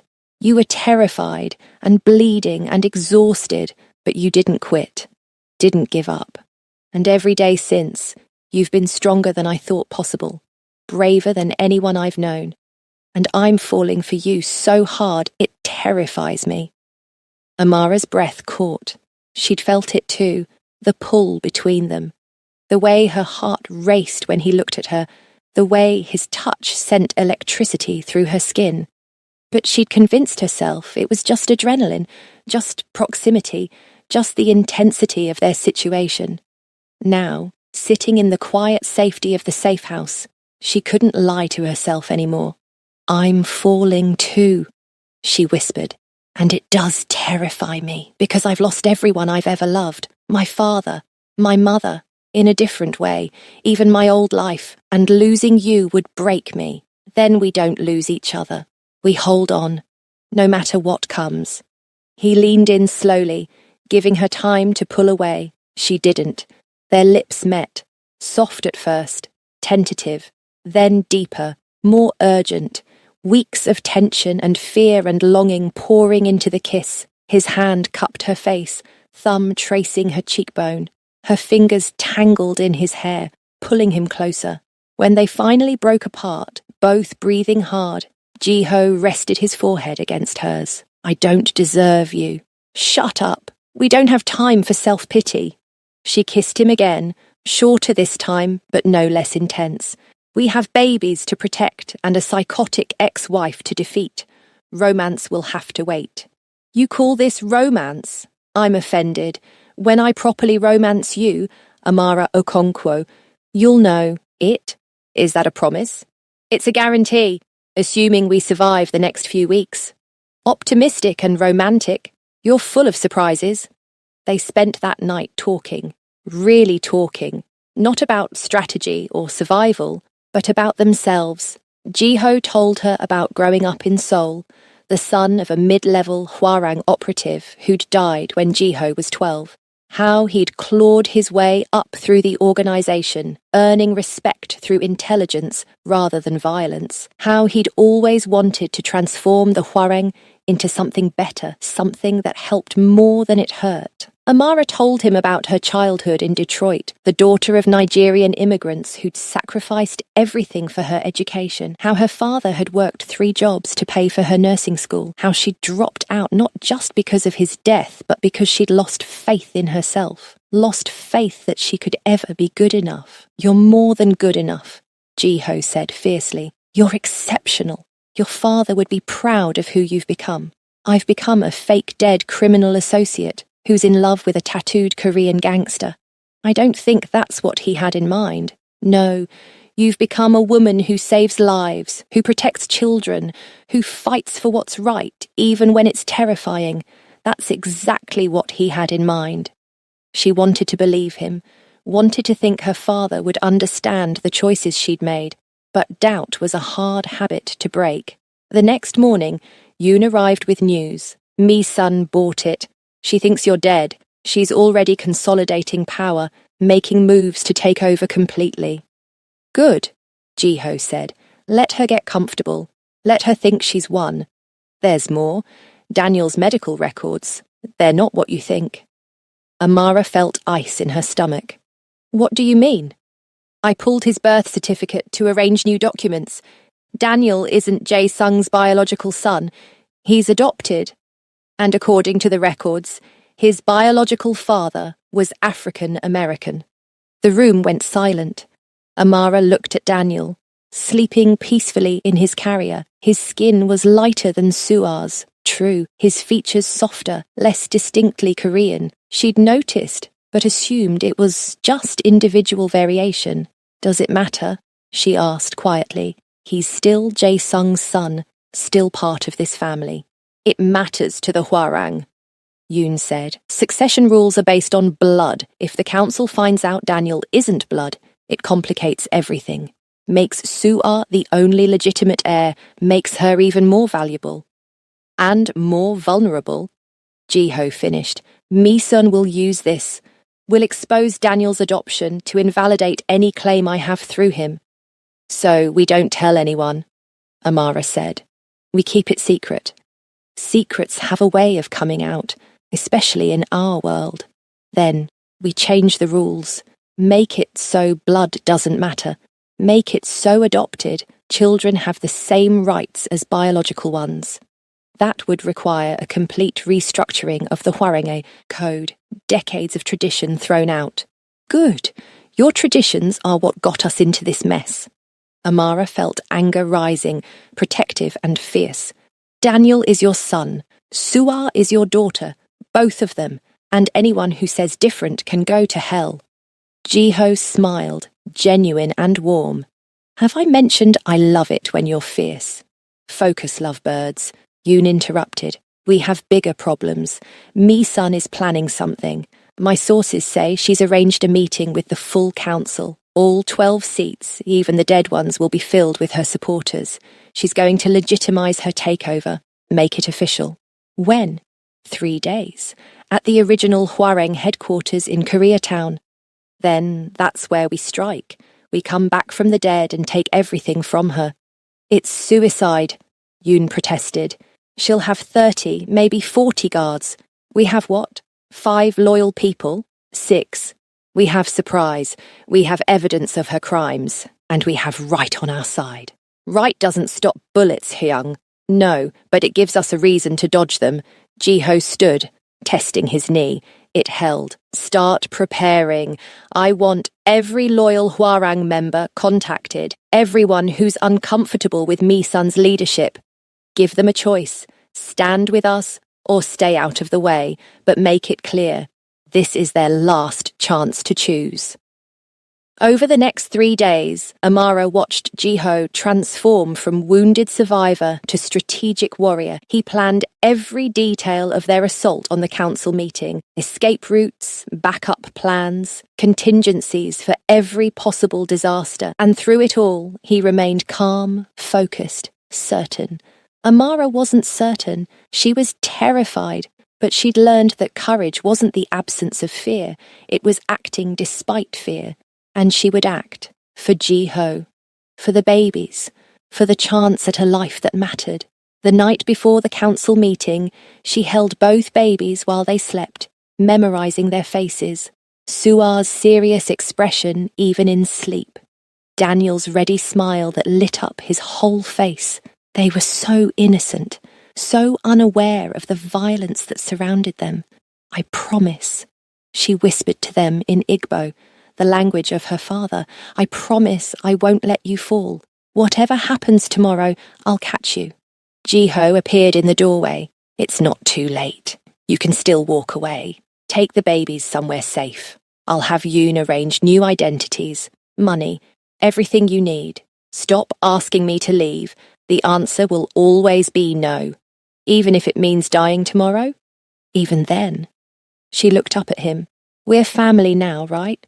That's what you told the council. Family doesn't abandon each other. He crossed the room and knelt beside her, careful of his knee. His hand covered hers where it rested on Daniel's back. When this is over, when Mi-sun is defeated and the babies are safe, I'm going to properly court you, take you to nice restaurants, buy you flowers, do all the normal relationship things we've skipped. I'm holding you to that. I expect expensive flowers, roses at minimum. Roses. Noted. He leaned in and kissed her forehead. Thank you, Amara, for everything, for giving me hope when I had none, for loving my children, for loving me. Love is easy. It's the staying alive part that's hard. Then let's focus on that tomorrow, staying alive. The council meeting was scheduled for 7 p.m. Ji-ho's team arrived at 6, using a tunnel system that ran beneath Koreatown. Remnants of Prohibition-era smuggling routes, now used by the Hwarang for exactly this kind of situation. There were 8 of them total. Ji-ho, Amara, Yoon, and 5 loyal Hwarang members who'd been horrified by Mi-sun's methods. Not an army, barely a squad. But they had surprise, determination, and nothing left to lose. They emerged in the basement of the headquarters building. Above them, they could hear footsteps. Voices, the council gathering. Mi-sun was probably already there, triumphant, ready to claim her victory. Remember the plan, Ji-ho said quietly. We go in fast and loud. Yoon projects the evidence before anyone can react. I make the challenge, and we pray the council chooses honor over fear. And if they don't, one of the Hwarang members asked, then we fight our way out and burn this whole organization to the ground. They moved up the stairs, weapons drawn but held low. The council room was on the 3rd floor, a traditional Korean-style space with floor seating and low tables. Through the door, Amara could hear Mi-sun's voice, confident and cold. The old ways are dead. Ji-ho is dead, and the Hwarang will rise stronger than ever under my leadership. All in favor? Now, Ji-ho said and kicked open the door. The room froze. 12 council members, Mi-sun at the head of the table, 30 guards stationed around the perimeter, all staring at the ghosts of Ji-ho and Amara like they were hallucinations. The old ways aren't dead, Jiho said, walking into the room with Amara at his side. And neither am I. Surprise.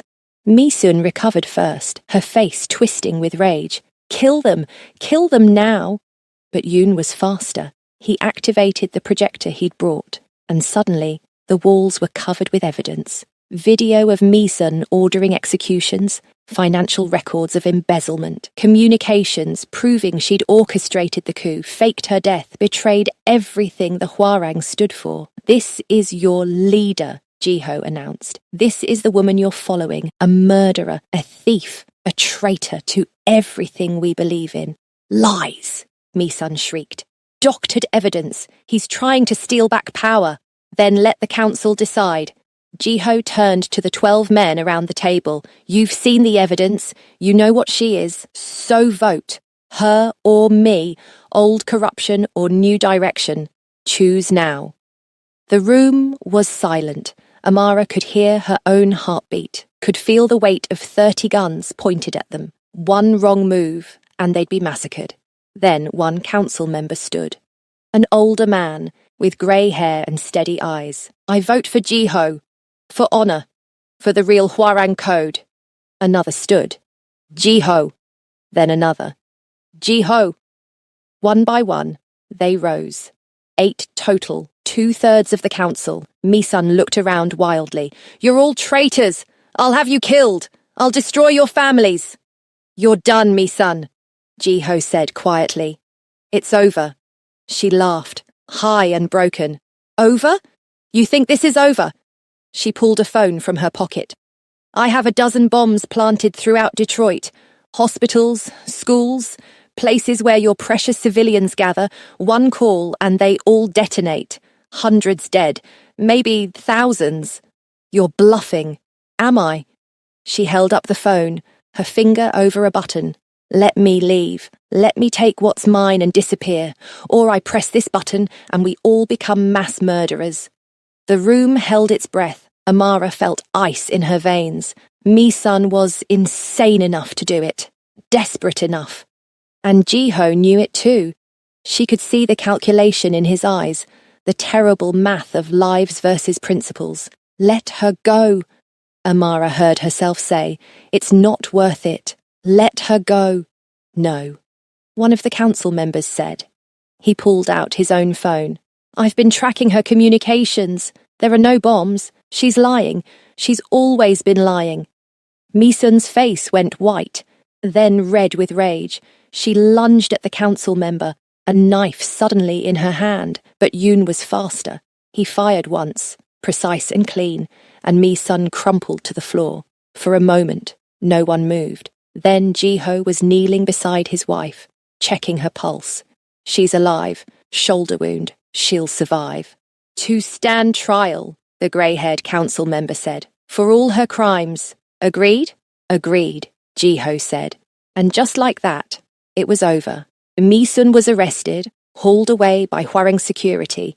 The council voted officially, 10-2 in favour of Jiho's leadership, and Amara found herself recognised as an official member of the Hwarang family, the first outsider ever granted such status. It should have felt like victory.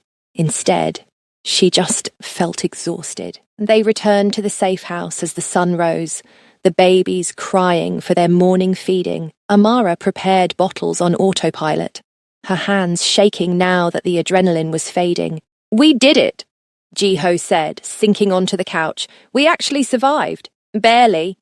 She handed him Suar's bottle. And now what? We just go back to normal, pretend none of this happened? No, we build something new, something better. He looked at her seriously. Amara? The council voted to change the succession rules. Adopted children now have equal rights to biological ones. Daniel is my legitimate heir, just like Suar. And it's because of you, because you fought for him.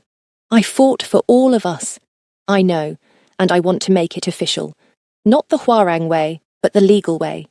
I want to adopt both children, and I want you to be their mother, officially, legally, if you'll have us. Amara felt tears burning her eyes. You're asking me to be a mother? To criminals' babies? I'm asking you to be a mother to 2 children who love you, who need you, who chose you just as much as you chose them. He paused. And I'm asking you to be my partner. In everything.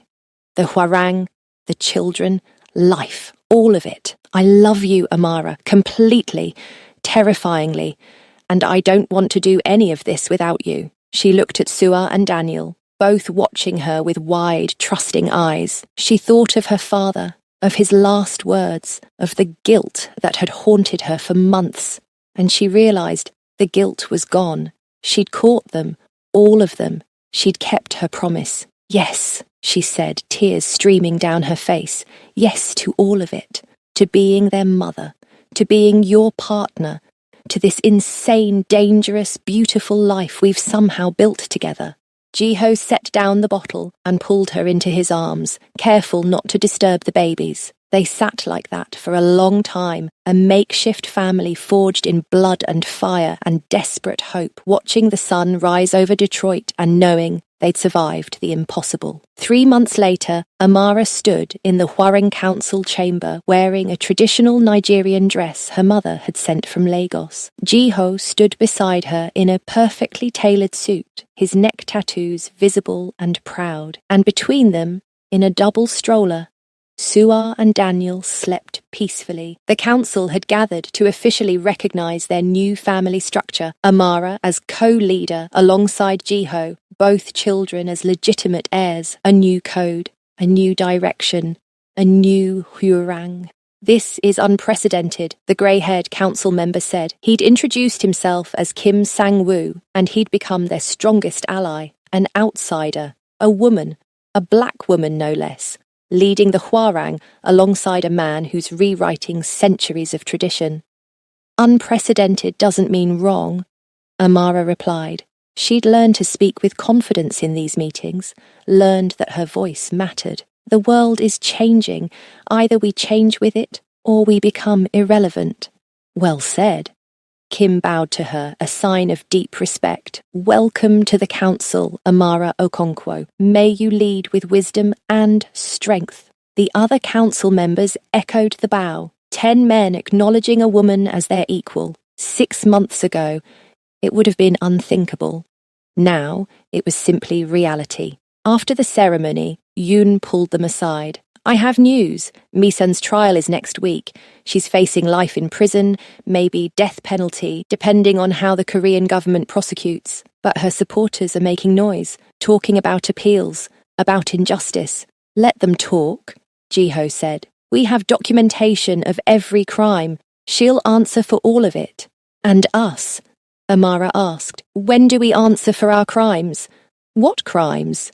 Yoon looked genuinely confused. Kidnapping, technically, assault, murder in some definitions. We've broken dozens of laws. You protected children, stopped a tyrant, reformed a criminal. Organization, in my book, that's heroism, not crime. The law might disagree. Then we make sure the law never finds out. Jiho squeezed her hand. We've been given a second chance, Amara, all of us. Let's not waste it on guilt. She wanted to argue, but he was right. They'd done terrible things for good reasons. She'd killed a man, shot at others, become complicit in crimes she couldn't even name, but she'd also saved lives, protected children. Maybe that balanced the scales, or maybe it didn't. Either way, she couldn't change the past. She could only move forward. That night, in their new penthouse, overlooking the Detroit River, Amara fed the babies their bedtime bottles while Jiho cooked dinner. Actual home-cooked Korean food, something he'd insisted on learning properly now that they had a real kitchen.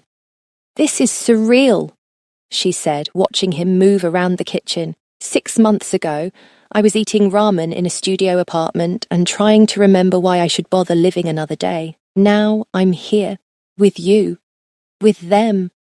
Living a life I couldn't have imagined. Do you miss it?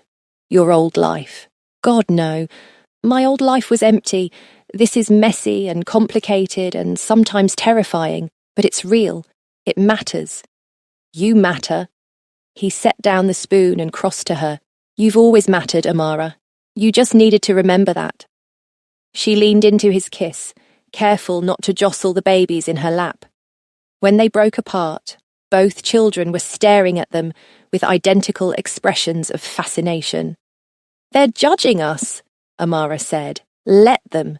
We've earned this happiness. Later, after the babies were asleep and dinner was eaten and the dishes were done, they stood on the balcony watching the city lights. It had become their ritual, these quiet moments of peace between storms. I talked to my mother today, Amara said, told her about the adoption. How did she take it? She cried, then she laughed, then she cried again. She wants to meet you, meet the babies. She's coming to visit next month. And you told her what, exactly? About me? That you're a businessman, which is technically true, just not the full truth. We'll have to tell her eventually. Maybe. Or maybe we just let her think you're a legitimate entrepreneur who happens to have a lot of tattoos and an unusual business model. So we lie. We protect her. There's a difference. He was quiet for a moment. My parents died when I was young. I never got to introduce them to me son, never got to show them the life I built. Part of me is grateful. They wouldn't have approved, but another part wishes they could see this, see us, see that I found something real in all the darkness. They'd be proud, Amara said firmly, of the father you've become, of the leader you are, of the man who chooses love over power. I didn't choose. Love chose me. You chose me. We chose each other, and we'll keep choosing each other every day, no matter what comes. He pulled her close, and they stood like that for a long time, two broken people who'd found wholeness in each other, watching their city sleep and dreaming of futures they'd fought so hard to earn. We hope you've enjoyed this incredible journey with Amara and Jiho. If you've been following along, please hit that subscribe button and smash that like. We want to hear from you in the comments. What did you think of Amara's transformation? Are you team found family? And most importantly, where are you watching from? Drop your city or country below. Part 2 is coming up next, where we'll see how this story concludes. Don't go anywhere. The first few weeks of their new life settled into something almost resembling normalcy. Almost. Because normal people didn't have armed guards stationed outside their penthouse. Normal people didn't attend council meetings where life and death decisions were made with the casualness of discussing weather. And normal people definitely didn't have their 10-month-old babies attended by bodyguards trained in martial arts. But Amara was learning that normal was overrated. She'd enrolled in online nursing courses, determined to finish her degree. If she was going to be co-leading a criminal organization, she reasoned, she might as well have a legitimate career to fall back on. Plus, her medical skills had already saved lives multiple times. Might as well make them official. Jiho had thrown himself into restructuring the Hwarang. He was phasing out the more questionable operations, moving toward legitimate business ventures, cybersecurity consulting, corporate risk assessment, private investigation services, all using the Hwarang's extensive intelligence networks, but operating within legal boundaries, mostly. We're going straight, he'd announced at a council meeting. Or as straight as we can go, without completely dismantling everything. No more blackmail, no more extortion, no more hurting people for profit. And what do we do with the people who can't go straight? Kim Sang-woo had asked. The enforcers who only know violence, the operatives who've built lives around illegal activity. We retrain them, give them legitimate options, and if they can't adapt, we pension them out. Generous severance, new identities if needed, and a clean break. It was ambitious, maybe impossible, but Jiho was determined, and Amara found herself believing in his vision. They could transform the Hwarang into something better, something her father would have approved of, maybe. The babies were thriving. Suar was pulling herself up on furniture now, determined to walk before her first birthday. Daniel had developed an infectious laugh that made everyone smile. They were happy, healthy, loved, everything Amara had fought so hard to protect. But peace never lasted long in their world. The call came at 3 a.m., jarring them awake. Yoon's voice, tight with tension. "We have a problem. Mi-sun escaped custody, killed 2 guards and disappeared. We think she's coming. For the children." Amara was on her feet instantly, running to the nursery. Both babies were sleeping peacefully, unaware of the danger. She scooped them both up, carriers and all, while Ji-ho grabbed weapons and made rapid-fire calls. "How long has she been gone?" Ji-ho demanded into the phone. 2 hours, and you're just telling us now. Get every available person to this address, and find her, Yoon. Find her before she finds us. They retreated to the panic room Ji-ho had insisted on installing, a reinforced steel box hidden behind a false wall, stocked with supplies for a week-long siege. Amara hated it, hated that her children needed a panic room, hated that their lives were still defined by violence despite all their efforts at reform. "She'll come for them," Ji-ho said, checking his weapons with practiced efficiency. "She knows the council will never accept her back. Her only leverage now is Su-ah and Daniel. She takes them, she can force us to give her what she wants." What does she want? The tattoos. Always the tattoos. The information encoded on my skin. It's worth billions. She'll never let it go. Then give it to her, decode it. Put it on a hard drive and hand it over, whatever it takes to keep the babies safe. He looked at her like she'd suggested burning down the world. "Amara, that information is the only thing keeping us alive. The moment Mi-sun has it, she doesn't need us anymore. We become liabilities. Then we destroy it. All of it. Burn the data, laser off the tattoos, whatever it takes. Just end this." "I can't." "Why not?" "Because other people depend on that data. Whistleblowers we've promised to protect, abuse victims whose identities we guard, journalists with sources that would be killed if exposed. That information isn't just money, it's people's lives." Amara hadn't thought of that. She'd been so focused on the criminal aspects of the Hwarang that she'd forgotten they also did good. Real, necessary good. "So we're trapped," she said. "Can't give up the tattoos. Can't destroy them. Can't let Mi-sun take the babies. What's our play? We end her permanently. No more exile, no more mercy. She's proven she'll never stop. So we make sure she can't continue." "You mean kill her?" "I mean protect our family by any means necessary." Amara should have been horrified, should have argued for a peaceful solution. But she'd seen Mi-sun's eyes when she pointed a gun at the babies, had heard her casual dismissal of her own daughter's life. Some people couldn't be reasoned with. Some threats had to be eliminated. "Okay," she said. "Then let's eliminate her." They stayed in the panic room for 6 hours while Yoon coordinated a citywide manhunt. Every Hwarang member, every allied organization, every contact they'd accumulated over decades, all searching for one woman who'd proven herself a ghost. Finally, at 9 a.m., Yoon called back. "We found her. She's at the original safe house, the motel where Park was killed. She's alone, or appears to be. Could be a trap." "It's definitely a trap," Ji-ho said. "But we're going anyway. Keep the perimeter secure. No one in or out without my authorization. Boss, let me go instead. You stay with the family." "No. This ends with me. I brought Mi-sun into the Hwarang. I married her. I failed to see what she was. This is my responsibility." "Then I'm coming with you," Amara said. "Don't argue. You'll need backup, and I'm the only person you trust absolutely. So, let's go."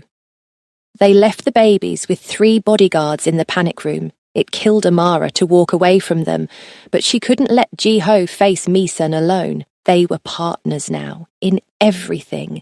The drive to the motel was tense. Yoon drove, Ji-ho rode shotgun, and Amara sat in back, checking weapons she'd learned to use over the past months. A compact pistol, backup knife, body armor under her jacket. She'd transformed from delivery driver to soldier without quite realizing it. "Whatever happens, Jiho said, without turning around. Promise me you'll protect Suar and Daniel, even if I don't make it, even if you have to run and never look back. Promise me.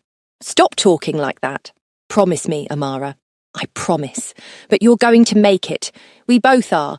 And then we're getting married because I'm not raising 2 Korean crime babies as a single mother. You hear me? We're doing this together or not at all. She saw his shoulders shake with silent laughter. Is that a proposal? It's a demand. Now focus on not dying so you can properly propose later. The motel looked abandoned in daylight. Yoon's people had established a perimeter 3 blocks out, but the immediate area was clear. Too clear. Amara's instincts screamed trap. They approached room 237, the same room where Misun had first ambushed them. Poetic, in a terrible way. Everything coming full circle. Jiho knocked. Misun, it's over. Come out peacefully and you'll get a fair trial. I promise you that much. The door opened. Misun stood there and she looked like a different person. Wild-eyed, dishevelled, a far cry from the elegant woman who'd once led council meetings. But the gun in her hand was steady. Fair trial? She laughed. In what world would I get a fair trial? I'm a woman who dared to challenge the patriarchy. I'm already convicted in their eyes. You're a murderer, Jiho said flatly. You killed loyal Hwarang members. Tried to kill your own daughter. You deserve what's coming. I deserve to lead. I'm smarter than you. More ruthless. More willing to do what's necessary to make the Hwarang powerful. But because I lack a Y chromosome, I'm treated like a usurper. You're treated like a criminal because you are one. Misun's eyes found Amara. And you. The great saviour. Did he tell you he's using you? That you're just a shield? The black woman who makes him look progressive while he maintains all the real power? He's told me everything, Amara replied calmly, including how you faked your death and abandoned your daughter. So save your manipulations. They won't work, won't they? Tell me, Amara, do you really think you can lead the Hwarang? Do you think those old men respect you? They tolerate you because Jiho demands it. The moment he's gone, they'll throw you out like garbage. Then, I guess Jiho better not go anywhere. We'll see about that. Misun raised the gun. I'm walking out of here with the babies. You're going to let me go, or I detonate the real bombs I've planted. Yes, real ones this time. I've had 3 months to plan this. 3 months to place explosives in every location you care about. The penthouse, the council headquarters, the safe houses, all wired and ready. You're bluffing again. Am I? She held up a phone. Want to test that theory? Want to bet your children's lives on it? Jiho's jaw clenched. What do you want? The decryption keys. All of them. Written down, verified and handed over. Then I take Su'ar, disappear, and you never hear from me again. No, Amara said before Jiho could respond. You're not taking those babies anywhere. Then they die, along with everyone else in those buildings. I've got nothing left to lose, Amara. Can you say the same? The standoff stretched, seconds feeling like hours. Then Jiho spoke, his voice eerily calm. I'll give you the keys, but not Su'ar. Just the information. You can disappear, start over, use that data to build whatever empire you want. But my daughter stays with me. She's my daughter too. You stopped being her mother the moment you tried to kill her, so take the keys or take nothing. But the answer on Su'ar is no, forever. Misun's finger tightened on the trigger. I could just shoot you both, take the babies by force. You could try. Yoon's voice came from behind her. He'd somehow entered through the bathroom window, silent as smoke. But you'd be dead before you pulled the trigger. And those bombs, we found them, all of them. You're really not as clever as you think. For the first time, genuine fear crossed Misun's face. She spun toward Yoon, gun tracking him, and in that moment of distraction, Jiho moved. He crashed into her, sending them both to the floor. The gun discharged, the bullet going wild. And then they were struggling, rolling, fighting with the desperation of mortal enemies. Amara rushed forward, trying to get a clear shot, but they were too tangled. She saw the flash of Mi-sun's knife, saw blood bloom on Jiho's arm, and made a decision. She dropped the gun and grabbed a lamp from the nightstand. Heavy, solid, ceramic.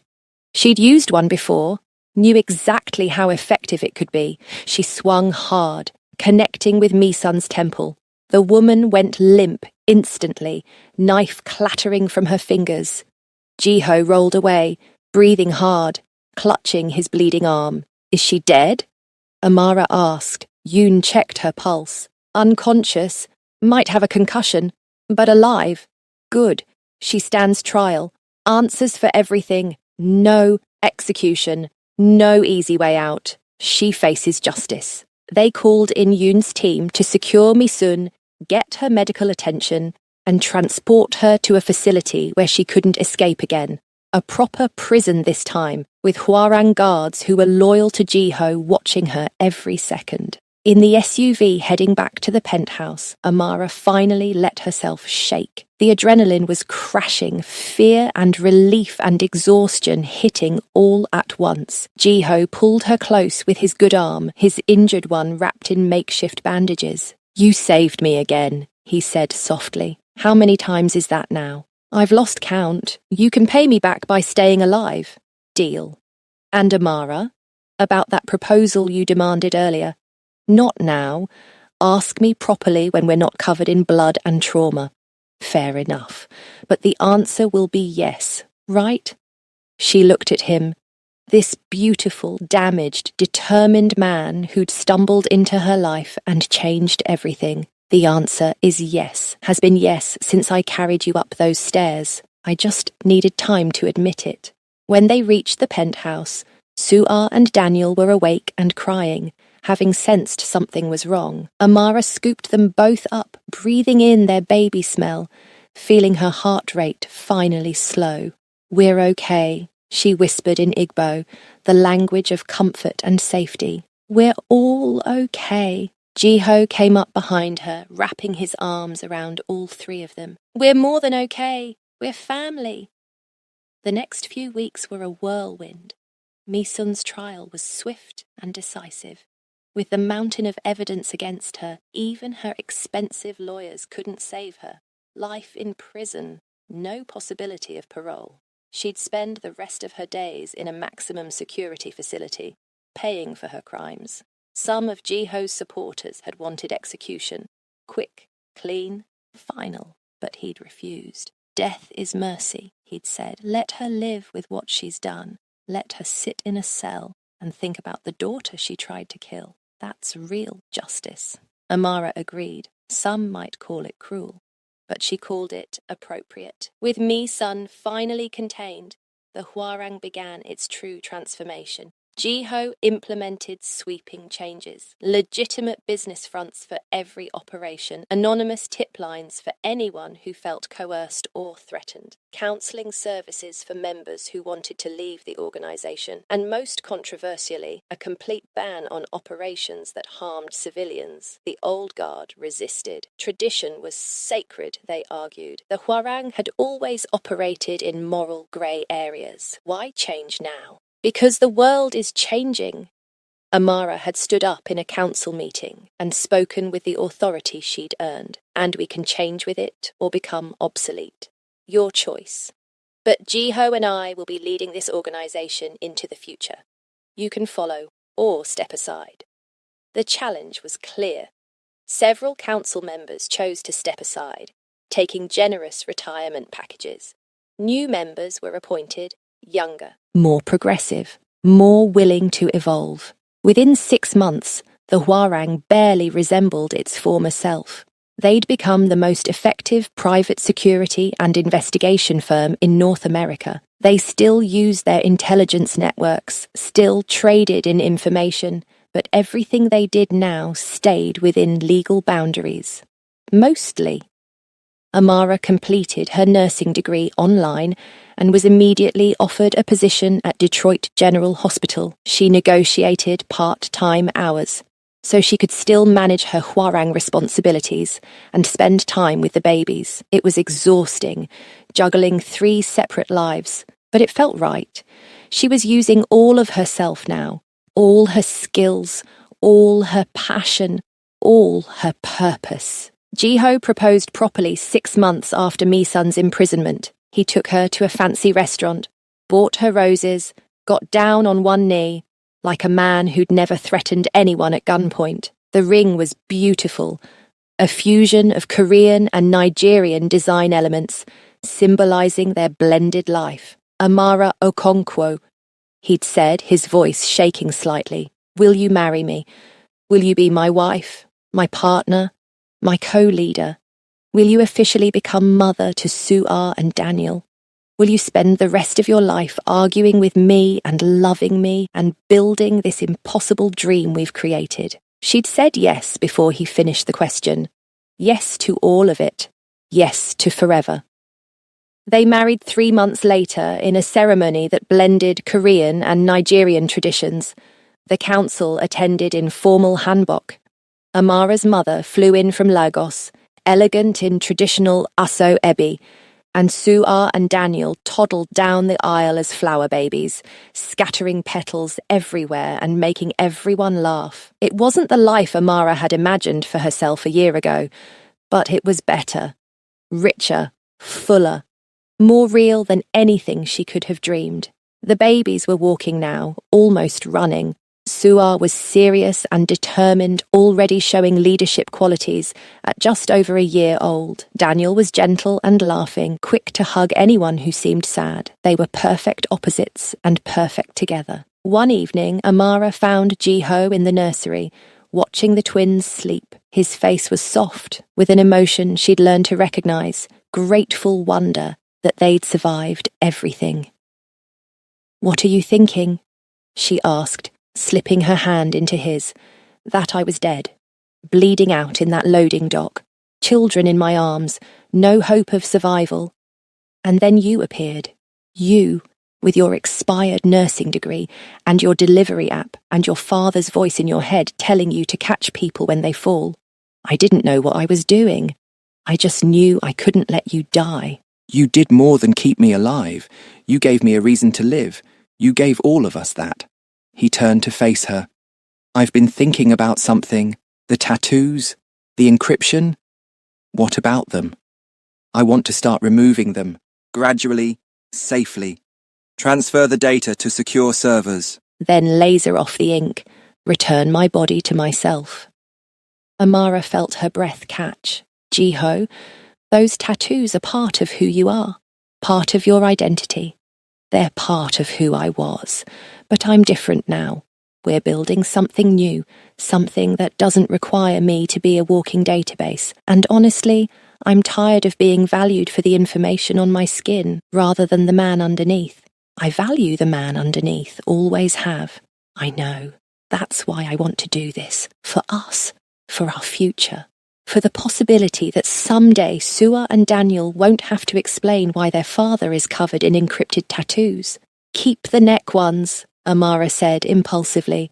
They're beautiful, and they're part of your story, our story.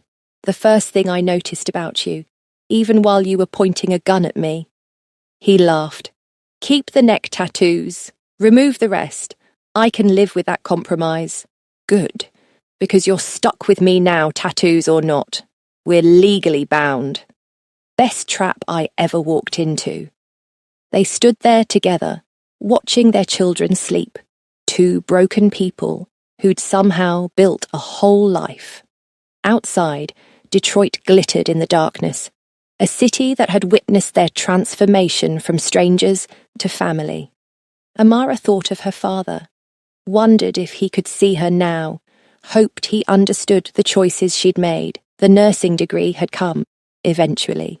The life of service he'd wanted for her, just not in the way either of them expected. "Don't let them fall, NWM," she whispered in Igbo, repeating his words like a prayer. "Whatever happens, catch them." And she had. She'd caught Jiho when he fell, caught Su'ar and Daniel, caught herself when she was drowning in grief and purposelessness. She'd caught them all and refused to let go. That was love. That was family. That was the life she'd fought so hard to build. 1 year later, Amara stood in the council chambers, holding an infant in her arms, not Su'ar or Daniel, both of whom were toddling around causing chaos in the corner under Yoon's watchful eye. This was her daughter. Hers and Jiho's, 3 months old, with her mother's dark skin and her father's intense eyes. They'd named her Ada, the Igbo word for first daughter, paired with the Korean name Haewon. Ada Haewon Kang, a living symbol of everything their family represented: fusion, hope, the future. The council had gathered to witness her formal introduction. Another unprecedented moment in Hwarang history, a child of mixed race, born to the organization's leader and his black wife, being recognized as a legitimate heir alongside her adopted siblings. "This is Ada," Jiho announced, his voice ringing with pride. "My daughter, Amara's daughter, sister to Su'ar and Daniel, and according to our new succession rules, an equal heir to Hwarang leadership." Kim Sang-woo stood and bowed. "Welcome, Ada Haewon. May you grow strong and wise. May you lead with honor. May you continue the revolution your parents started." One by one, the council members bowed. Some still looked uncomfortable with the changes, with the mixed-race heir, with the future barreling toward them, but they bowed. That was progress. After the ceremony, Amara's mother pulled her aside. She'd moved back to Detroit 6 months ago, unable to stay away from her grandchildren. "Your father would be so proud," she said, tears in her eyes, "of all of this, of who you've become. I'm married to a reformed criminal, Mama." "I don't think that's what he imagined. No, he imagined you would be a healer, someone who saves lives. And look at you." She gestured around at the council chamber, at Jiho playing with the children, at the organization that had transformed itself. "You saved one life and ended up saving dozens, maybe hundreds. You've healed more than bodies, Ada M. You've healed souls." It was the first time her mother had called her Ada, the name they'd given the baby, the name that meant first daughter, most precious, most loved. "Thank you," Amara whispered, "for understanding, for accepting this." "Understanding? Accepting?" Her mother laughed. "My daughter is queen of a Korean crime syndicate. My grandchildren are international heirs to $1 billion operation.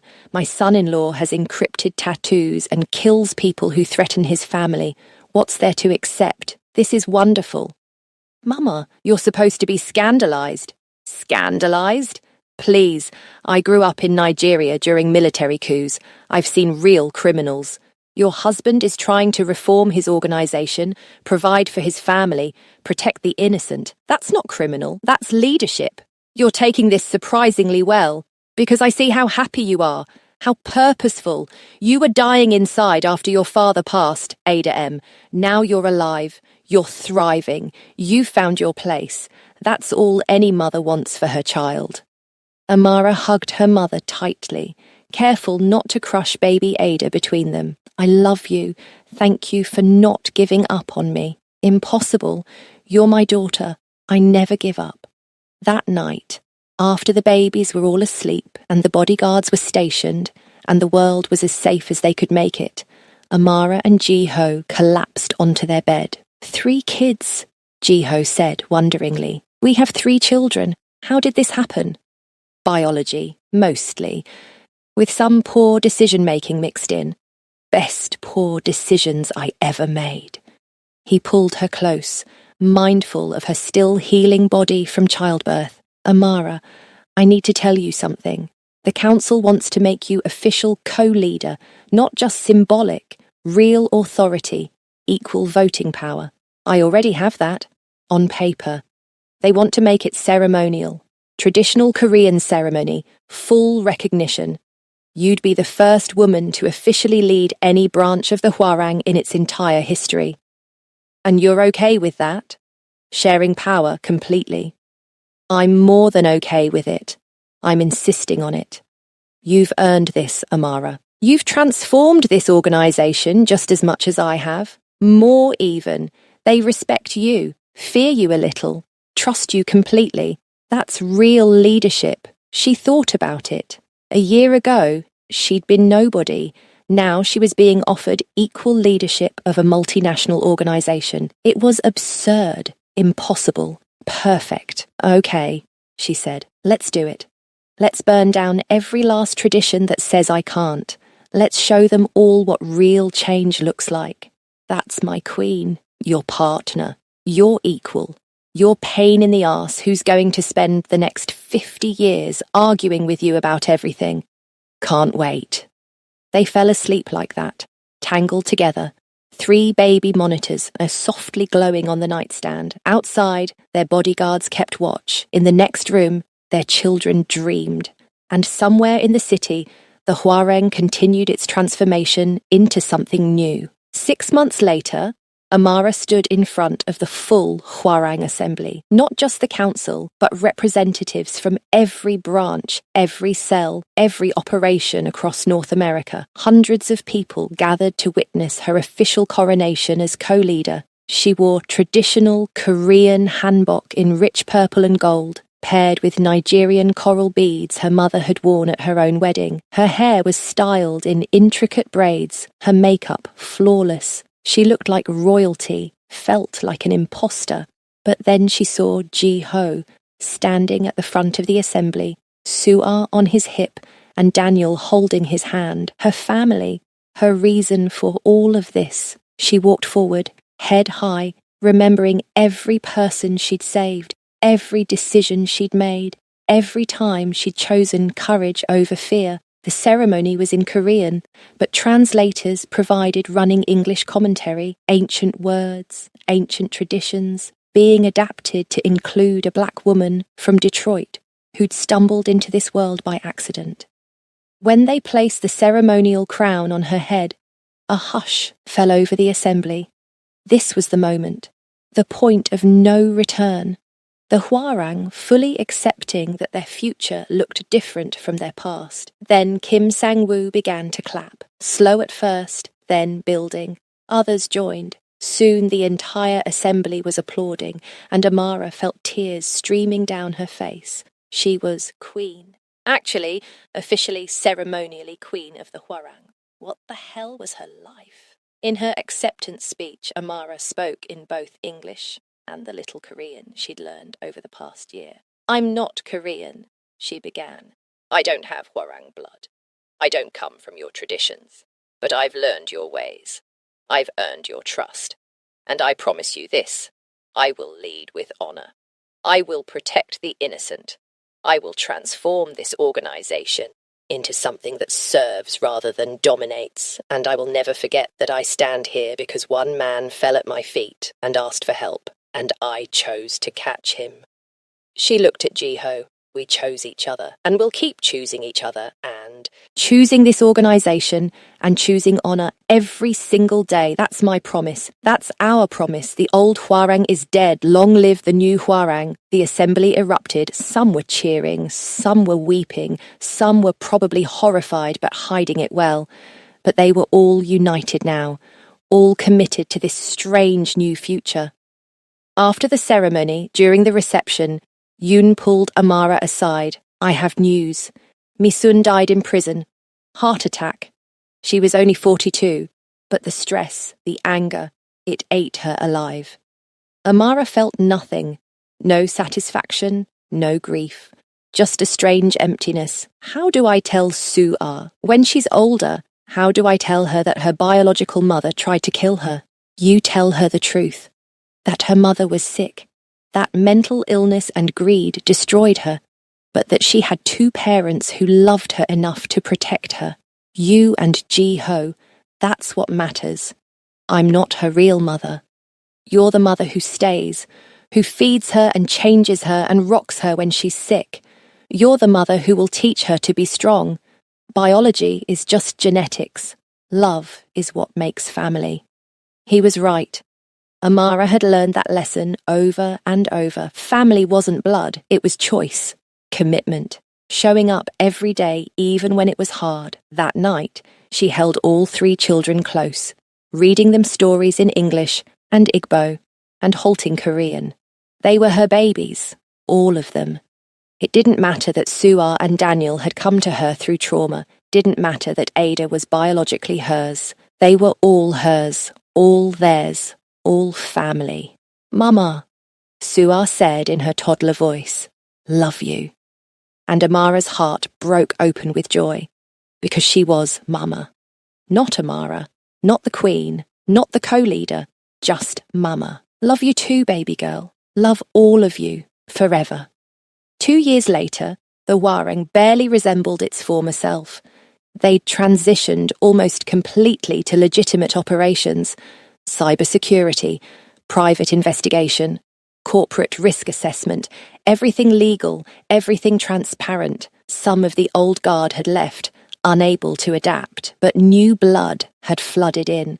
Young people excited by the organization's transformation, people who wanted to use their intelligence skills for good rather than profit. Amara had finished her nursing degree and was working part-time at Detroit General while managing her Hwarang duties. She'd specialized in emergency medicine, the kind of high-stakes, life-or-death work that suited her personality. Jiho had gotten most of his tattoos removed, just as he'd promised. Only the neck pieces remained, beautiful and striking, a reminder of where they'd come from. He'd also started a foundation to help people escape organized crime, providing resources, protection, new identities for anyone trying to go straight.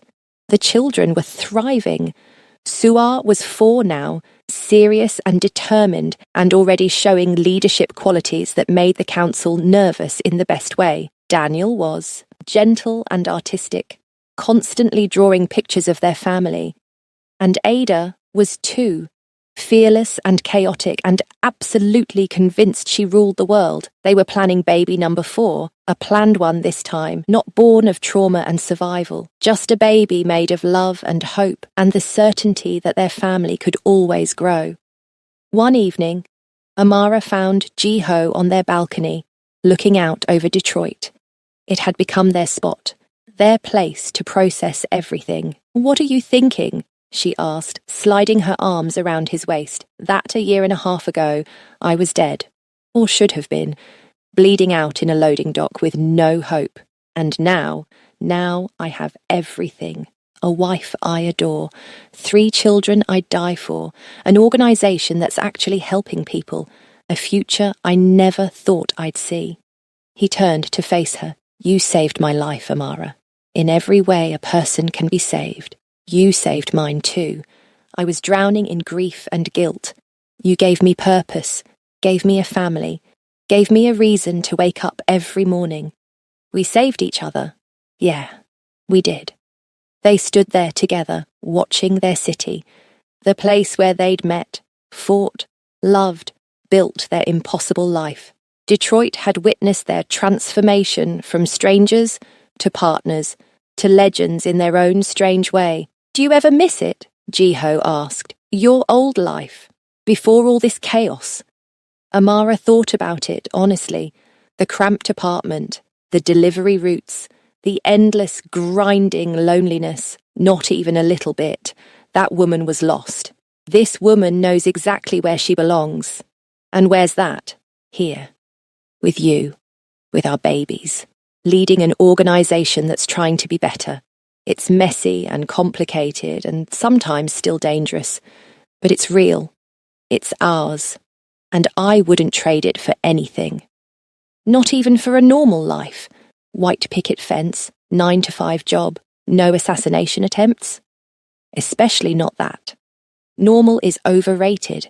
I'd rather have extraordinary and terrifying. He laughed and pulled her close. "You're extraordinary and terrifying. It's what I love about you." "Sweet talker, save it for when you want something." "I do want something. Want you. Want this life. Want forever. You already have forever. You married me, remember? You're stuck. Best trap I ever walked into." From inside the penthouse, they heard Ada crying, then Sua's voice trying to soothe her.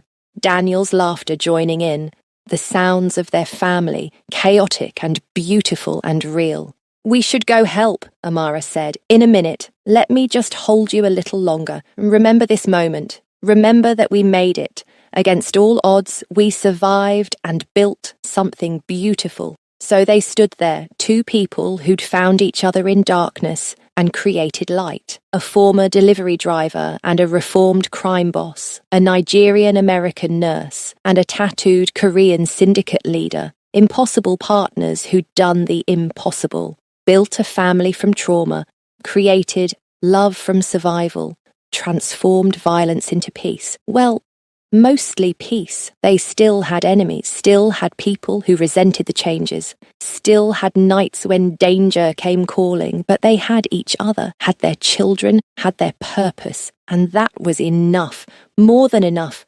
That was everything.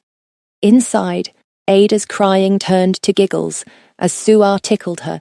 Daniel started singing a Korean lullaby Jiho had taught him, mixing in English words he'd learned from Amara. Their family. Their impossible, beautiful, chaotic family. "Okay," Amara said. "Now we can go help." They walked inside together, hand in hand, ready to referee toddler disputes and read bedtime stories and do all the normal things normal families did. Except they weren't normal. Would never be normal.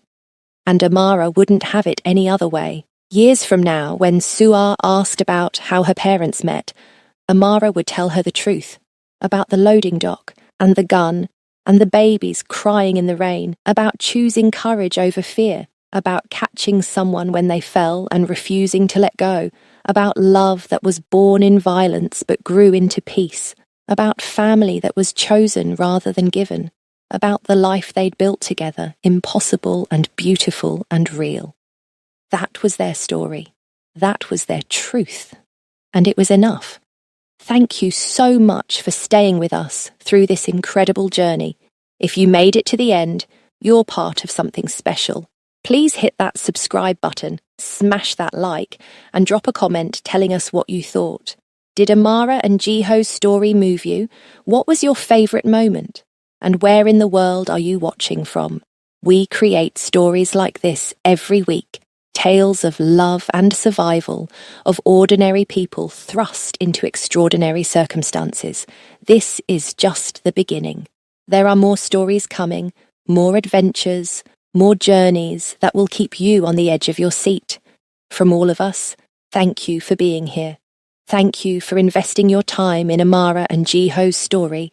Thank you for believing that love can survive anything, that families can be built from chaos, and that redemption is always possible. Until next time, keep catching the people who fall. Keep choosing courage. Keep building your own impossible, beautiful life. And this is just the beginning.